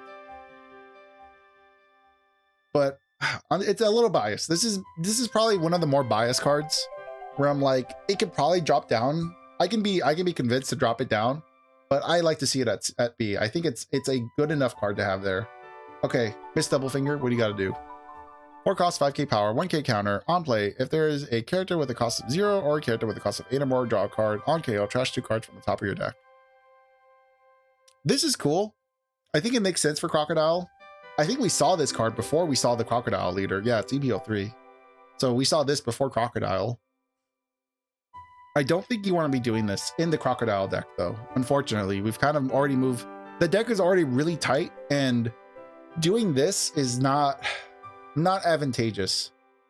You kind of want to be playing things like Mr. 2. You want to be playing things like Mr. 1. I mean, even the other Zala that boost the cost of your other Broke Works characters is better than this Zala. It's nice that it does draw you a card, and it does trash. I mean, you don't, I mean, your leader already does a lot of trashing, so you don't need the extra help. So unfortunately, I'm going to put it at F, but it was good at foreshadowing what the crocodile leader would end up doing eventually. Miss Valentine's, oh, she's so cute. I love this art of her. This is why I love the One Piece TCG, because you get like, you essentially get fan art of characters that you never really expect to see much of. You look so good. I love that little pose of hers. So Miss Valentine is a 2-cost, 2k power, 1k counter on play. Trash 3 cards from the top of your deck. On KO, draw a card. So adjacent, similar to Double Fingers, but a little worse. So very similar. This is a good foreshadowing to what Crocodile can do. Ultimately not used in the deck. It's just there's not enough time to be doing this kind of stuff. And Crocodile doesn't really need help trashing. If anything, if these leaders would have put cards from your trash to the bottom of your deck, I think they'd probably be a lot more playable. But because they continue to fill the trash, that's not really what you want to be doing with these guys. But I think if they did the reverse, we could probably see them being played at like, you know, A or B, because Crocodile, the thing he struggles with the most is filling up his trash, or is refilling his deck. So he needs a Baroque Works card that can either on play or on KO put cards from the trash to the bottom of its own deck. So I think that's kind of what our next step for the Crocodile engine needs to be, or for the Baroque Work engine to be, is to refill the deck from the trash.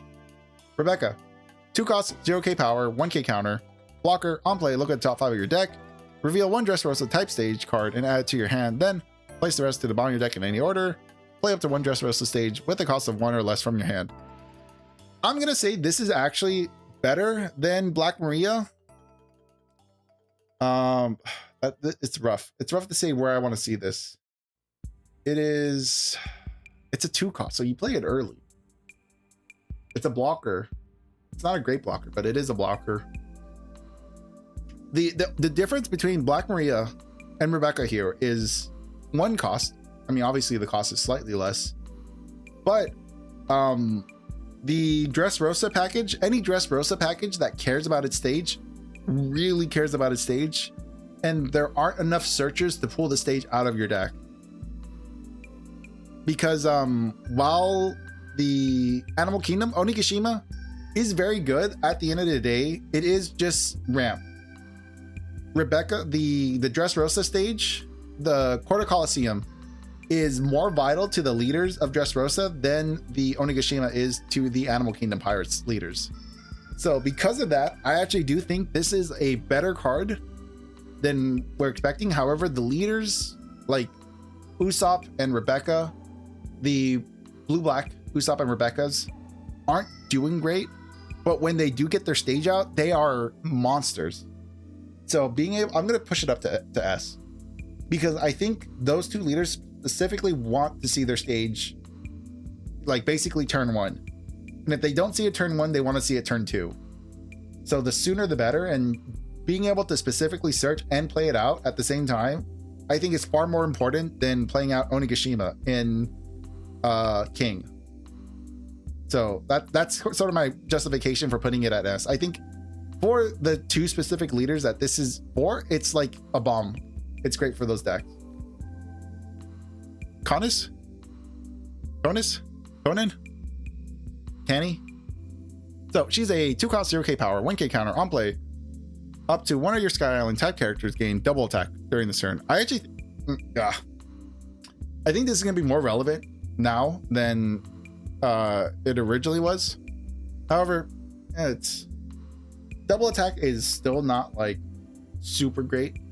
It's still kind of like it's more of a boogeyman keyword than it is of a powerful keyword. Banish is a bit more powerful than double strike. So this is more of a boogeyman keyword than anything. And I think it's going to be used in some of the new Sky Island decks that we were getting, or the new Sky Island leaders we're getting. However, I don't think double attack is as scary as banish. So I think it's more of a B in those decks. If it was a 1 cost, maybe A, but 2 costs, double attack, it's fine. Holy moly, Smoothie. Smoothie is a 3 cost, 3k power, 2k counter on play. If you have a face up life card, K up to 1 of your opponent's characters with a cost of 2 or less, then turn all your life cards face down.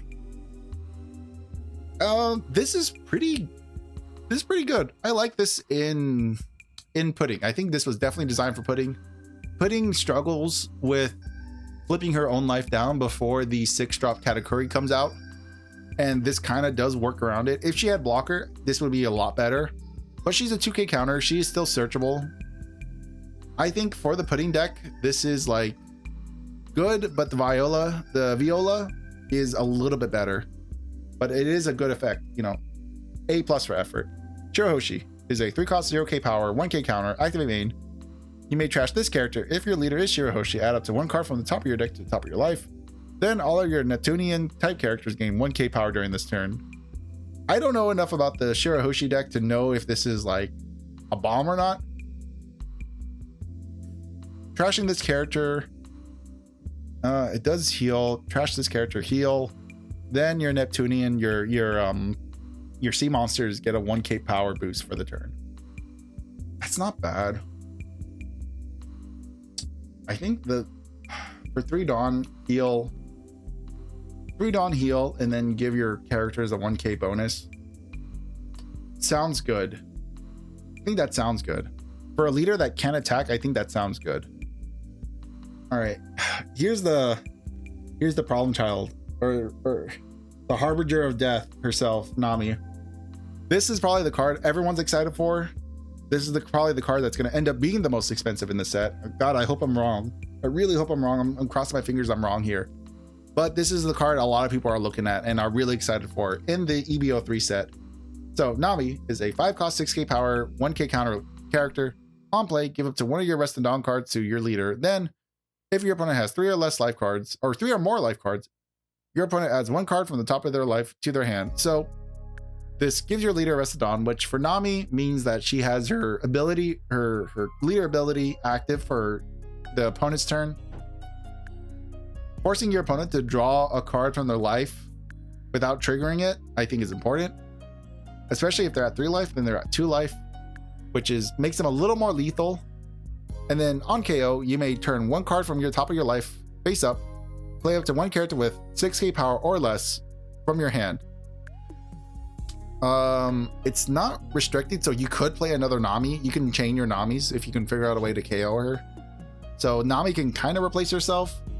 You could also play this Yamato. You could also play the Slaw. This Nami, I think, has really good, just generic. Is it better than Linlin? Linlin heals you and then ramps you, and then on KO heals you again. Nami gives your leader a Rest of Dawn, forces your opponent to draw their life, and then replaces itself.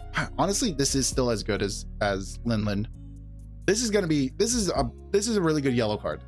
This is probably the best yellow card, or if at the very least second best yellow card in the whole set, in these 2 sets in general.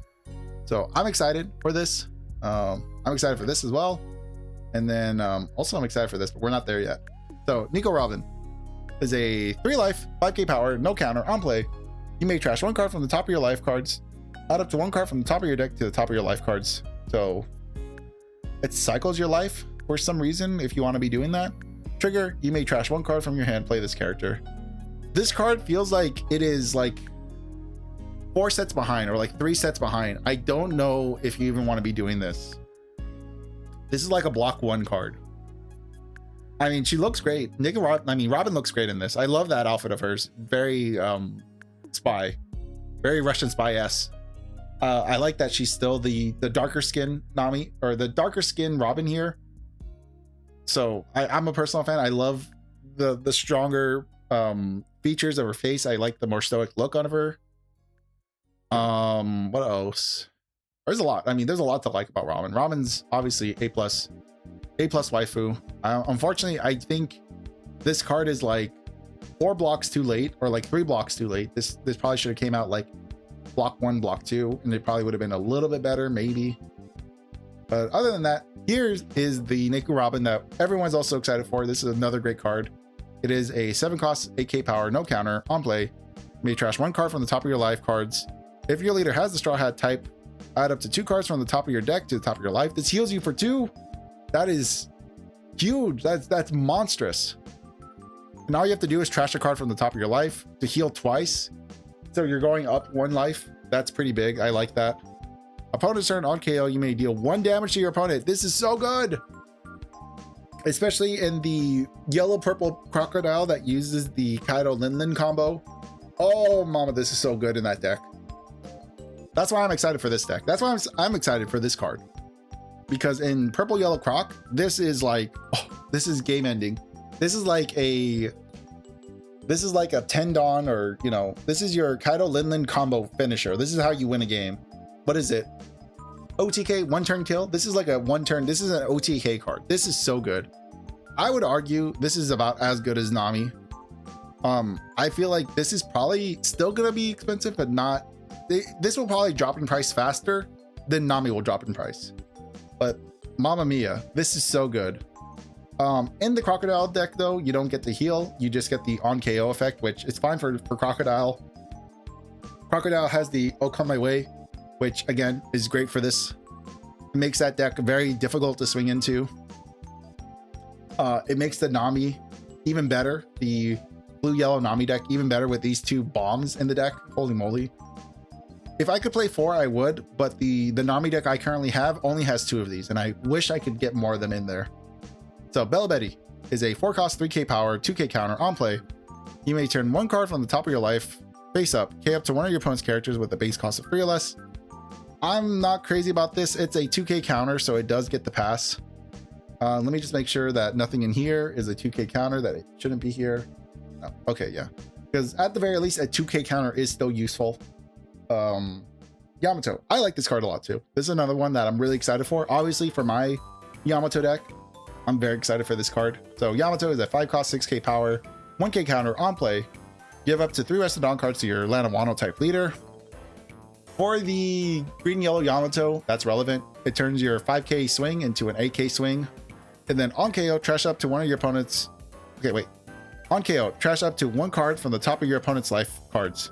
So on KO, it does get your opponent to trash one of their life cards. So if I remember correctly, trashing your life card means you don't get to trigger it. So on KO, this does hurt them. So I do like that. I think this is like, it hasn't really shown up. It hasn't shown up in a lot of meta decks, but I think this is a sleeper card. It's something that I'm excited for. I'm excited for this leader, or I'm excited for this character, especially because it's another Yamato that has an alt art. So I'm very excited to get my hands on this. I would argue, I mean, I'm going to put it up here. I think it's just that good. Next one is Lilith. Lilith has, again, won my heart over in the manga, in the show. I really like Lilith. She is a 5-cost 6k power, 1k counter, your turn, on play. If you have 2 or less life cards, draw 1 card. And then the trigger is if your leader is Vegapunk, play this card. So the trigger may not be relevant for most decks, well, for the majority of the decks, but the on-play effect is relevant. It can be used in any deck. If you have two or less life cards, draw a card. I think that is just fine. It's a 5-cost 6k power. I think, especially in the Vegapunk deck, this is really good. And Lilith is just like it's just a 10 out of 10, man. I like Lilith. She's cute, very cute, very cute. 10 out of 10 design. S-Snake, 6k, or S-Snake is a 6-cost 7k power, 1k counter on play. If your leader has the Egghead type and you have 2 or more life cards, you may add 1 character card with a trigger from your hand to the top of your life cards face up. That's not bad. That is good because we are getting, well, we have the starter deck, Egghead deck. And then the trigger is up to one of your opponent's characters with the cost of 6 or less, other than Monkey D. Luffy cannot attack during this turn. So that's usually the boa effect. This is good. I think it's fine. Arguably, I think this might. Is it better than the Rayleigh? I don't think it's better than the 6-cost Rayleigh that we just recently got. It does heal you. With Egghead leaders, though, healing is not like super necessary because a lot of Egghead leaders have a lot of life or can gain a lot of life. So I don't think it's that great. But I mean, then again, you could put Lilith into life with this. So that's nothing to, you know, scoff at. I like Lilith a little bit more. Aesthetic is cute, but I got a soft spot for Lilith. We are going into, oh man, how much more can I handle? We're nearly getting to 2 hours and we're barely, okay, let's see if we can kind of get past this a little faster. Okay, Uta, activate main. Set up to one of your Dawn cards is active. Rest up to one of your opponent's Dawn cards, or up to one of your opponent's characters with a cost of 4 or less. That's pretty good. You may rest one of your Dawn cards. Set up to one of your film characters as active. I would say 7/8, no counter. Rest an opponent's Dawn or character. That's pretty good, and it's an activate main. That's probably an A ability. I would say that's probably an A. Law. I know this is getting more support soon. A cost 6k power, 1k counter. Rush. You may trash one card from your hand and trash this character. Really? Add up to one card from the top of your deck to the top of your life. Then play up to one Law with a cost of 7 or less from your hand. Huh.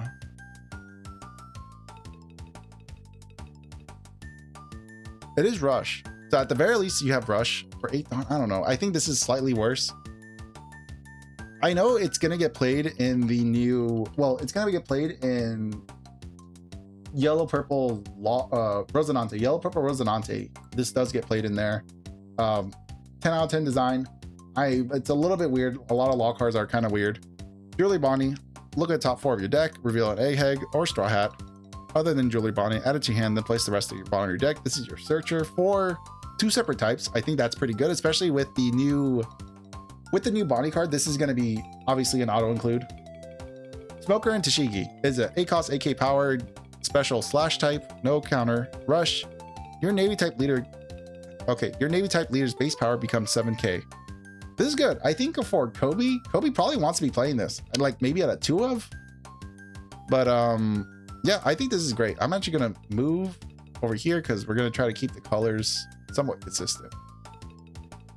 Zeph. I know this was a pretty recent announcement. 7 costs, 8k power. When attacking, your leader's base power becomes 7k until the end of your opponent's next turn.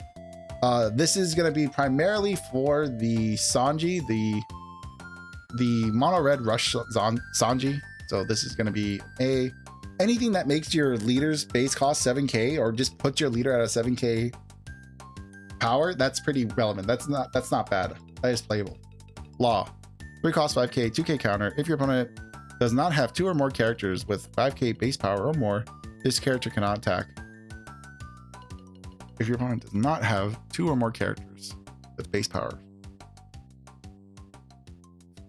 I think this is strange. It's a 2k counter, but that is the best I can give it. I mean, maybe Red Law probably wants to be doing something with this. I don't think it's going to be super relevant. Okay. Moda is a 1 cost 0k, 2k counter. Look at the top 7 of your deck.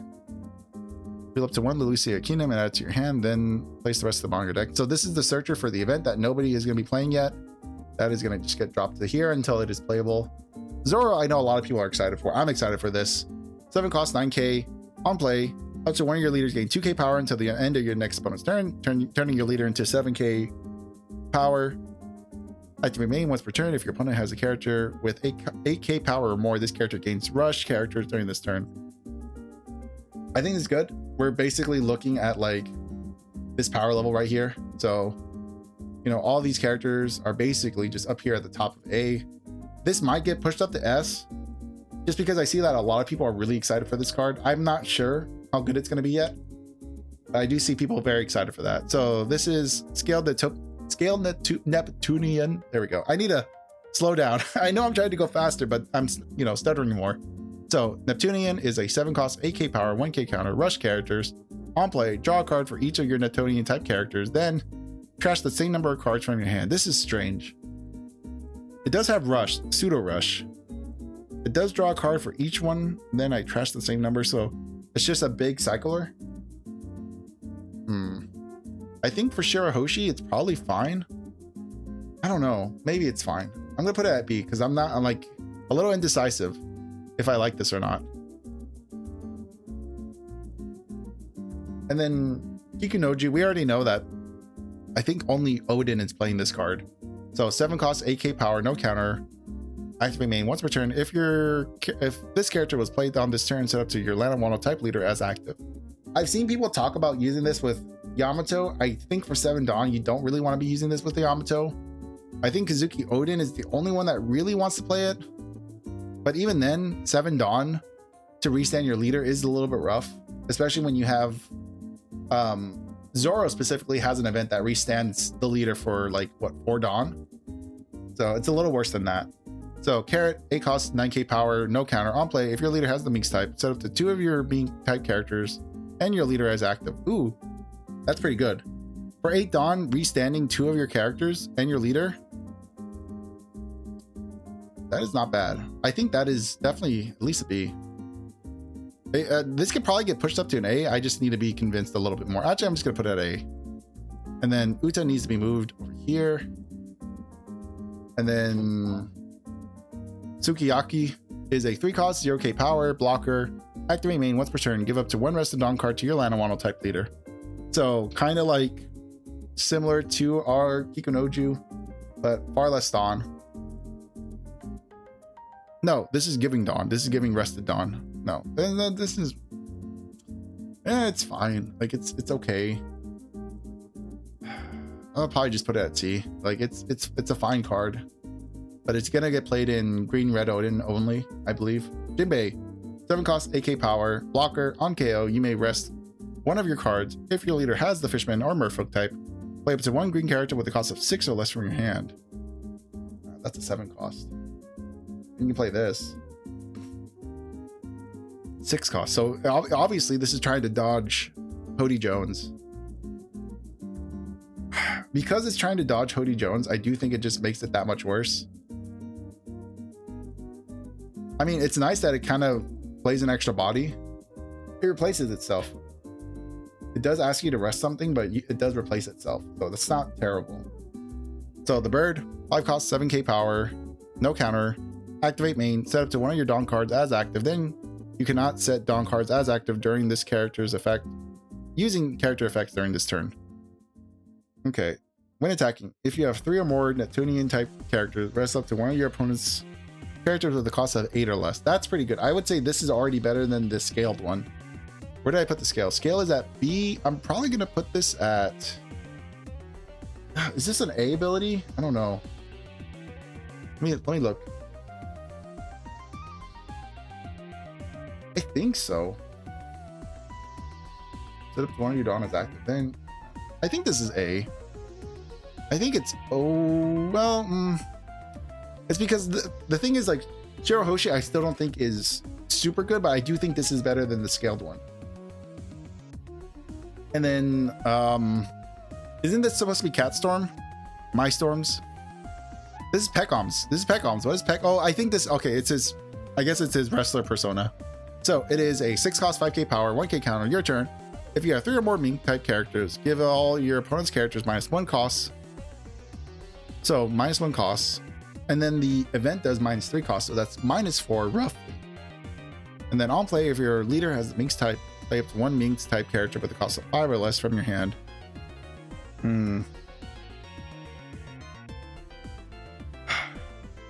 Okay. So it's like a slightly better Rosinante. Rosinante, I believe, is an 8 cost that can play a 5 cost from your hand. But this one also does a -1 cost. That Rosinante never really saw play. So just because of that, I don't think my Storm is going to be doing that much better. Megalo. Megalo, I'm so excited. I love Megalo. I have Megalos. I think they're going to be a staple for green decks. Megalo is a 4 cost, 4k power, 2k counter. On play, you may rest this character. K up to 1 of your opponent's rested characters with 8k power or less. This is such a good clapback card in any green deck. S tier. Figuram is a 3 cost, 4k power, 1k counter. On play, if your leader is VV, draw 2 cards and trash 1 from your hand. Pretty okay. Activate main. Once per turn, you may trash 1 card from your hand. Give up to 1 Rested Dawn card to your leader or 1 of your characters. Trashing cards from your hand is rough. It does replace itself and it does draw you a card. Do you really want to be giving Rested Dawn by trashing a card? I don't think so. Especially for, what was it, 3 Dawn? I think this is like a C ability. So I would argue this is probably C. It's like a decent ability. If it was a little bit cheaper, it'd be probably a little higher. So Isho, I already know Isho's really good. And Kuzan, I think it's an easy S. So 5 cost, 7k power, no counter on play. Trash 2 cards from your hand. Kuzan lets you draw 2 cards after you trash. If your opponent has 6 or more cards in their hand, your opponent places 2 cards from their hand to the bottom of their deck in any order. A tiny bit better than the Boa. Boa does 5 cards in hand, but it trashes only 1 card. Well, they break about even. Your opponent ends up at 4 cards in hand, but this does force them to choose 2 cards instead of choosing 1 card. So attach 1 Dawn. When attacking, you may trash 1 card from your hand, which in Kuzan will let you draw a card. Give up to one of your opponent's characters minus 2k power during this turn. That is a red ability on a blue card in a deck that is designed to be controlling. That is tier. That is tier 1. That is right after green. What do I have? Purple. Right here. Perfect. Okay, awesome. That's where it's gonna sit. Isho is such a good card for Kuzan. So Chaka Impel is a 8 cost, 9k power, no counter, double attack. On play, you may give your active leader minus 5k power during this turn. Ugh. Draw 2. That is rough. Rough. Especially because this VV is able to attack. Well, because the new VV is able to attack, I don't want excuses to rest her or to minus her power. I would like to have the extra attacking body if I can. Terracotta is a 2 cost, 0k power, 2k counter, activate main. You may rest this character and trash 1 card from your hand. Up to one of your Alabasta type characters gain unblockable during this turn. This is another version of Sanji. We got another unblockable Sanji or Diablo Jambe. It is great. This is basically being used in blue purple Sanji with the 3 cost. So shockingly, Terracotta S tier deck, S tier card. It's a 2k counter that makes your Alabasta Sanji unblockable in the blue purple Sanji deck. Fantastic. Also, it is also playable, funny enough, with the VV, or playable with Nefertari VV. So I guess if you wanted to combo the two, you can combo these 2 cards. And then in case the Sanji doesn't win you the game, you still have a backup blocker. So that 2-card combo, nice, very nice, very nice. So I like the Terracotta. And then here's another VV. This is a 7 cost, 4k power, 1k counter. This is the on play. Up to one of your Alabasta type character cards with a cost of 8 or less other than VV from your hand. So, okay, so this plays a body. Then your opponent places 1 card from their hand to the bottom of their deck. That's pretty good. That's a lot better than this 7-drop Rebecca. Obviously, this is kind of locked to the VV deck. But for VV, this would be a great card. This is basically VV's version of the... So for the Rebecca deck, Rebecca has a 7-drop that does something similar. For the VV deck, VV now has something similar that plays another body, if that makes sense. So it's a good card for the intended leader. Bluegrass, another great card for Kuzan. 4 cost, 6k power, 0 counter. On play, place up to one of your opponent's characters with a cost of 1 or less to the bottom of its owner's deck. Somewhat relevant, not really relevant. I guess in Zakazuki, it would be more relevant. When attacking, draw 1 card and then trash 1 from your hand. Card cycling is good. This does replace the, what's his name? Cavendish. This replaces Cavendish in the Kuzan deck. It makes it searchable. I'm not crazy. I usually run this at like 2. But I do think it is better than Cavendish. It does cycle a card, but you know, a deck that is already designed to cycle a bunch doesn't really need more cycling, in my opinion. And then we have the Boa Hancock. This is the 5-drop, 7k power, no counter, on play. Draw 2 cards, then trash 1 from your hand. Trigger, play up to 1 character with a cost of 5k power or less, and a trigger card from your hand. Oh, no. With a 5k power or less, and a, okay. And a trigger. So it gets to play 2 bodies? Or I think if I'm reading this right, the trigger is play a character with 5k power that also has a trigger from your hand. So I don't think it's playing 2 characters. I think it's playing 1 character that is a 5k power with trigger. For Boa, this is pretty good. Draw 2, trash 1 from hand. 5 costs, 7k. I think this is good for Boa. I don't know if Boas are playing this, but the trigger alone is pretty solid. being able to draw and cycle with a relevant body, pretty good. I mean, I would be surprised if it doesn't get played. It might not get played, actually. Does this get played in Boa? Because we do have this in the West. This might be like a 2 of, if anything. It is a trigger Kuja pirate, so that's relevant for Boa. Okay, Kaido. Another goat. Another goat for my man that's dying. Poor Kaido's getting put down because of block rotations.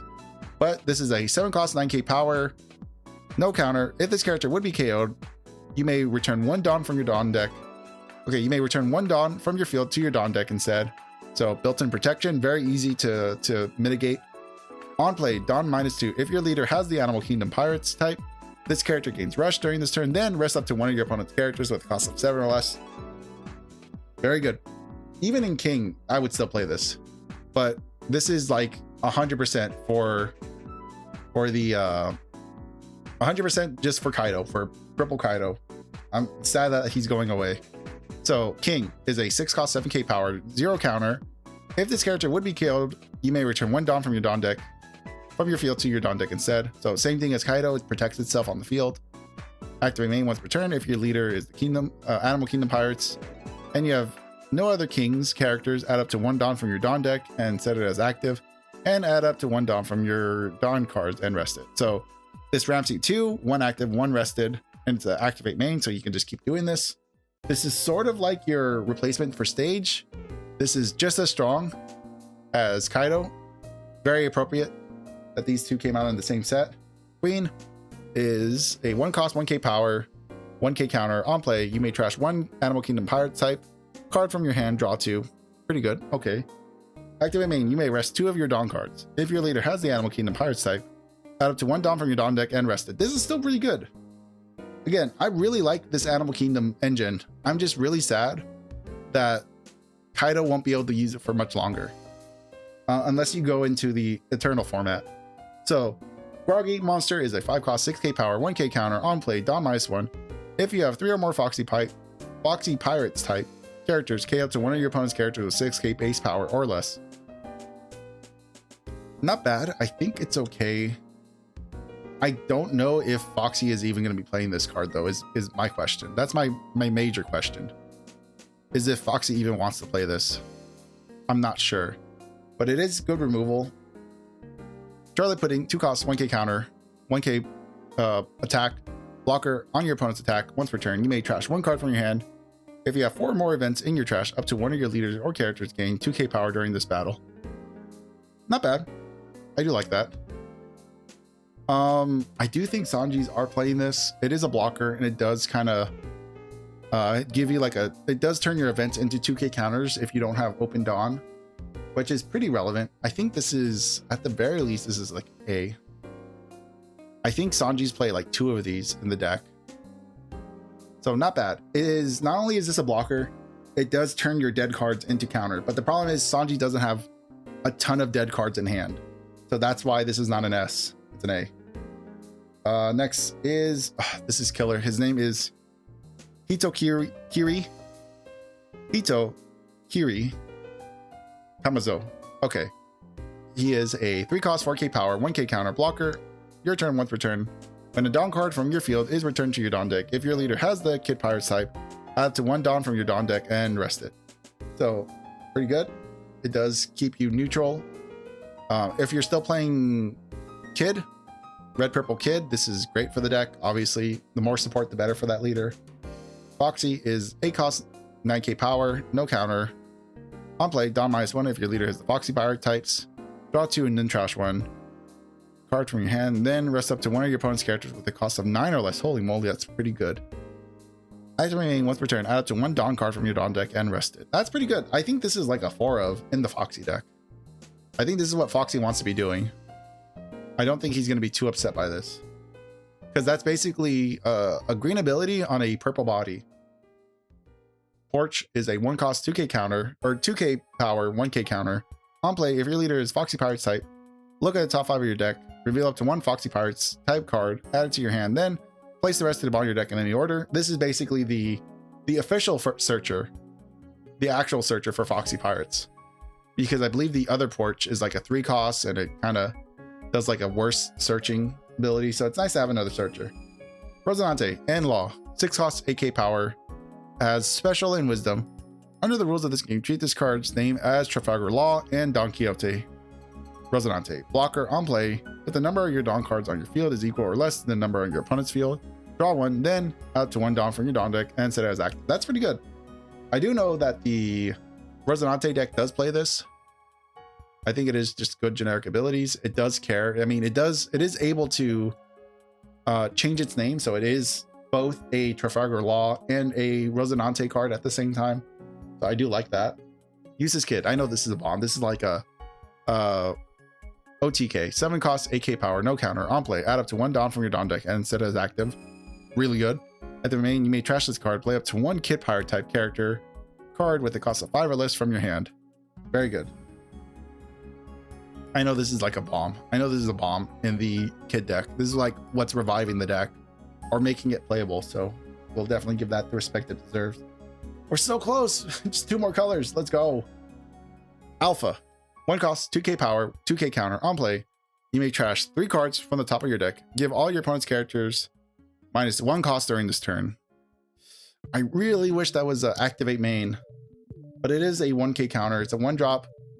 This is probably really good. I mean, the problem is black really doesn't do a lot with cost.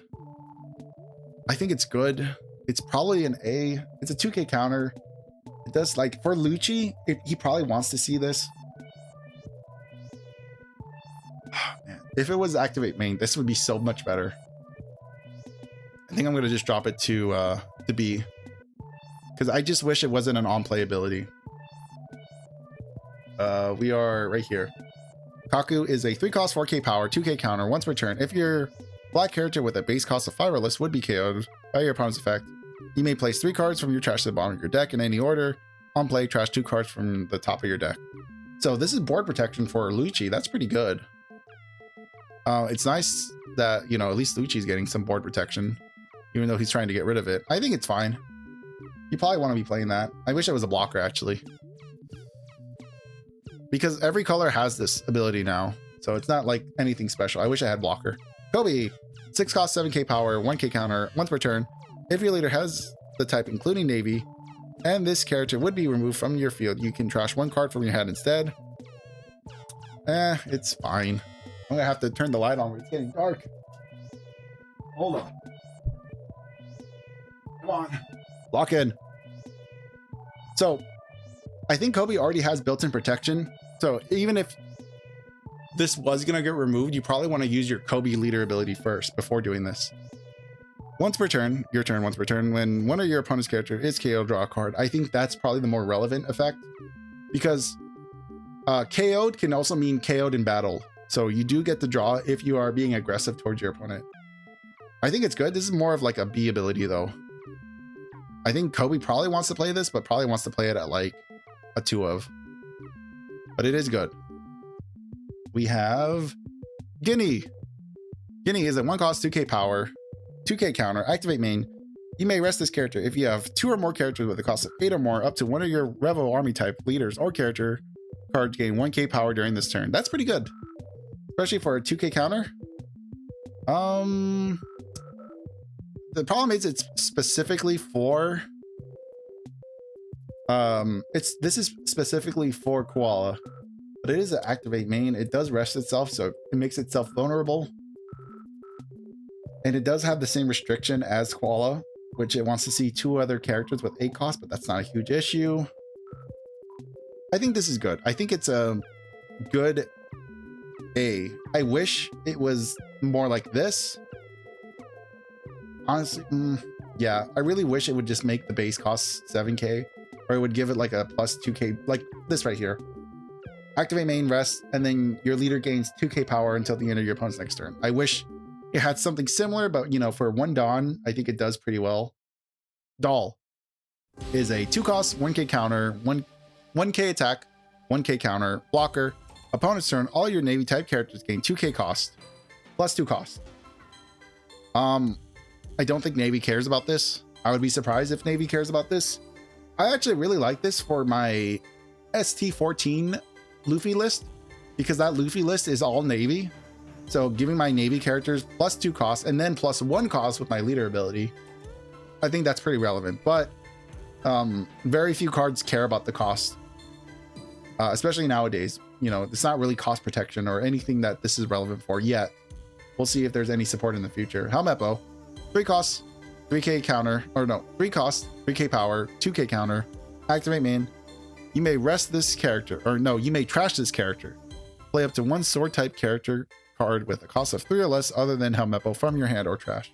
I mean, I guess you can play this. But beyond that, I mean, it's fine. It's a 2k counter at least. It's searchable. It's a sword character. So at the very least, you know, you got to give it some respect. Got to put some respect on that name. So we're going to put him right there. So he's the least to see. Rob Lucci. I've been seeing new Lucci lists pop up with this. The art is sick on this. Holy moly. I love this. So it's a 4 cost, 6k power, no counter. If your leader type includes the CP, this character gains +2 cost and 1k power for every 5 cards in your trash. Ooh, that's gonna be so good for Lucci. Finally, on play, you may trash 1 card from your. You may trash 1 of your characters. Draw a card. Very interesting because the 9-drop Stussy has the same kind of clause. I don't know why they don't want you to KO your characters. I wish it would be KO. Very similar to the 9-drop Stussy. I wish it would KO. But they don't. But it is a draw 1. It's only on play.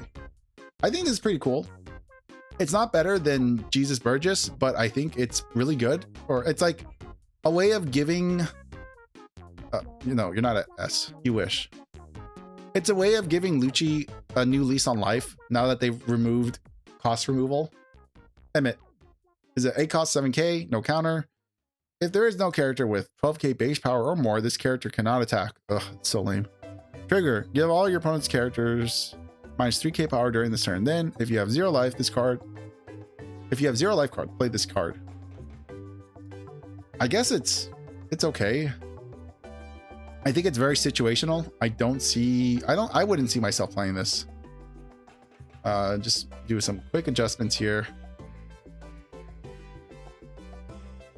We'll call that good enough. Sanji is a 4 cost, 4k power, 1k counter. When attacking, this character's base power becomes the same as your opponent's leader during the turn. That's really good. On KO, if you have 2 or less life cards, play up to 1 yellow character card with a 6k power or less from your hand. That's not bad. It's pretty good. If this had blocker, no, it's when attacking. So that's pretty good. Honestly, this is solid. Solid card. I would say this is probably like an A. Honestly, it's probably worthy of an A, I would say. Especially with like the new Egghead Luffy leader and stuff like that, and obviously Vegapunk could probably get more support. Obviously the Bonnie as well. Another one to keep in mind. 2 costs. This is Sentomaro. 2 costs, 1k power, 1k counter, blocker. On block, if you have 2 or less life cards, draw a card. Not bad. I don't know if I would play this over some other blockers. Especially over the Borsalino that you see down here. But it's a solid blocker. I would not be upset if I had to run it in a deck. I really wish Kaizoku's tier list would actually like expand downwards. It's really annoying that it doesn't. It just gets smaller and smaller as you put more cards in. Bartholomew Kuma is a 7-drop, 7k power, 1k counter on play. If you have 2 or less life cards, add up to 1 card from the top of your deck to the top of your life cards. On KO, add up to 1 card from the top of your opponent's life to the owner's hand. This is pretty good. I think this is going to be a solid card for any yellow deck out there. Very similar to the 6-drop Kuma, the secret rare one. I don't think it directly replaces it, but I think this is like a good substitute if you don't have the 6-drop. Obviously, I think this one's somewhat similar. Let me see. Bartholomew Kuma is a 4-drop, 5k power, 1k counter. On KO, play up to 1 Rebel Army type character card with a cost of 4 or less from your hand. Trigger, if your leader has the Rebel Army type, and you and your opponent have a total life of 5 or less, play this card. Okay. Very similar to the other triggers of Kuma's. It does replace itself, which is nice. It replaces itself with 4 costs. I think Koala does want to play this, because being able to replace bodies that then become 8 costs is pretty good. Because it does, it replaces the hack, or it can play out the hack. So that's never too bad. Pacifista is a 1-drop, 1k counter, 2k counter, or 1 cost power. Hold on. Come on, we're so close. Pacifista is a 1-drop with 1k power, 2k counter. If you have Jewelry Bonnie and you have 0 life cards, this character gains blocker. That is not bad. For one, I mean, holy moly, it's also a 2k. That's probably the best 1-drop blocker we've seen. It is pretty restrictive on how it gets its blocker ability, but that's probably the best 1-drop blocker we've seen. Because we started to see leader locked or type locked 1-drop blockers with 1k counters. This is the first one I've seen with a 2k counter on it. So that's relevant. That is definitely relevant. Vegapunk, 2 costs, 0k power, 1k counter. If you have 2 or less life cards, all your yellow scientist type characters cannot be removed from the field by your opponent's effect. Holy moly. That's good. Dawn. So attach 1 Dawn, this character gains blocker. That's so good. So all your scientist type characters. Who's a scientist here? There's not a lot of scientists here. Oof. Is it, I guess for Vegapunk, this is a bomb. This is pretty good for Vegapunk. But that's about the best I can say for him. And you have to attach a Dawn to give him blocker, which is a little rough. But that's pretty good. It's not bad. This is the blocker I'm excited for. Borsalino, 5-drop, 6k power, 1k counter. Blocker, up. Okay, so as blocker on play, if you have 2 or less life cards, add up to 1 card from the top of your deck to the top of your life. This is so good. I'm so excited for this.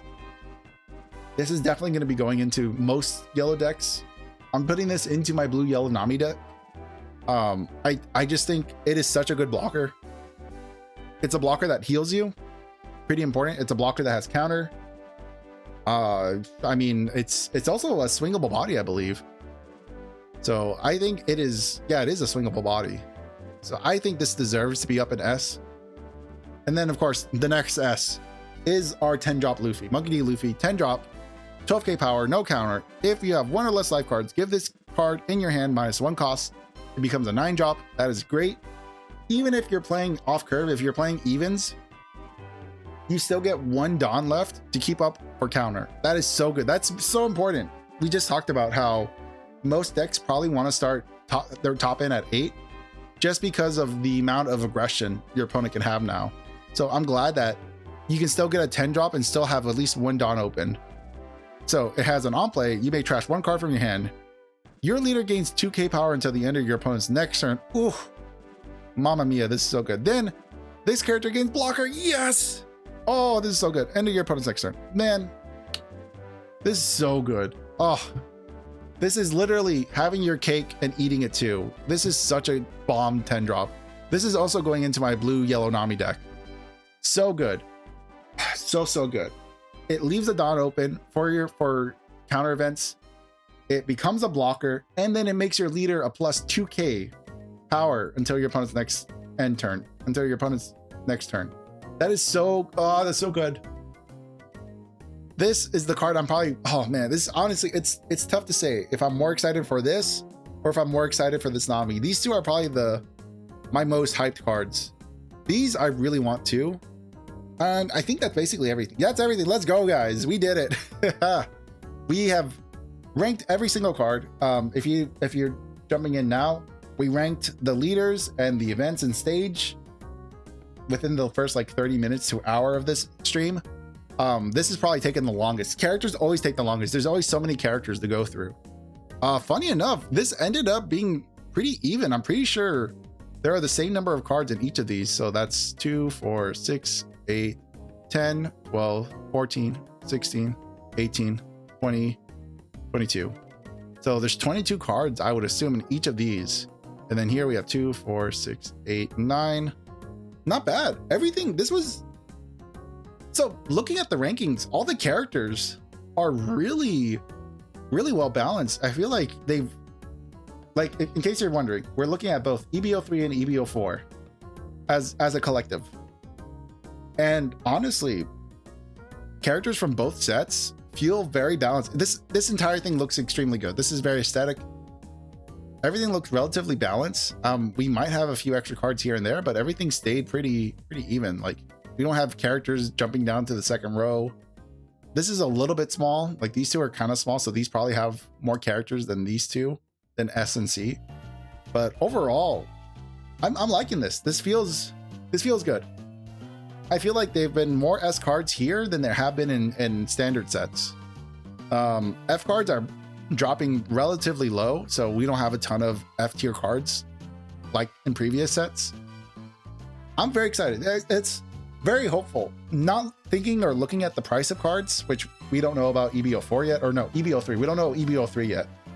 So EB03 minus the potential cost of these cards, everything looks extremely solid and playable. And I'm very excited for a lot of yellow cards in this upcoming set. But yeah, I'm gonna wrap things up. My voice is shot a little bit. I could definitely feel raspiness coming into my voice. And I will go ahead and love you and leave you here. Thank you guys for hanging out with me today. I will go ahead and next week, I don't know what the plan is for next week, but we'll figure. No, actually today's Monday. So Wednesday, we'll probably start playing some Pokemon. But yeah, I'm gonna take a break. But thank you for hanging out with me. I always love talking about One Piece, and especially looking at the One Piece TCG, kind of seeing how new sets are shaping up and what the potential meta is going to end up being. So yeah, hopefully this was pretty informative. Keep in mind, this is all opinion based. They're not, nothing here is set in stone. I'm not like a professional player. I'm not like a top 8 player, top table player. I'm just casual One Piece fan. I love characters, and I can definitely tell when a character is designed with flavor over utility. And sometimes, sometimes that bumps them up a score, sometimes that bumps them down a score. So yeah, this was a good set. These two sets are awesome. I would definitely recommend buying anything up here from the top. Personal preference, of course. But yeah, good luck out there. Good luck trying to buy EB03. And I'll catch you guys in the next one. So until then, au revoir, c'est la vie, adios, sayonara, bye. Bye bye bye bye bye bye bye bye bye bye bye bye bye bye bye bye bye bye bye bye.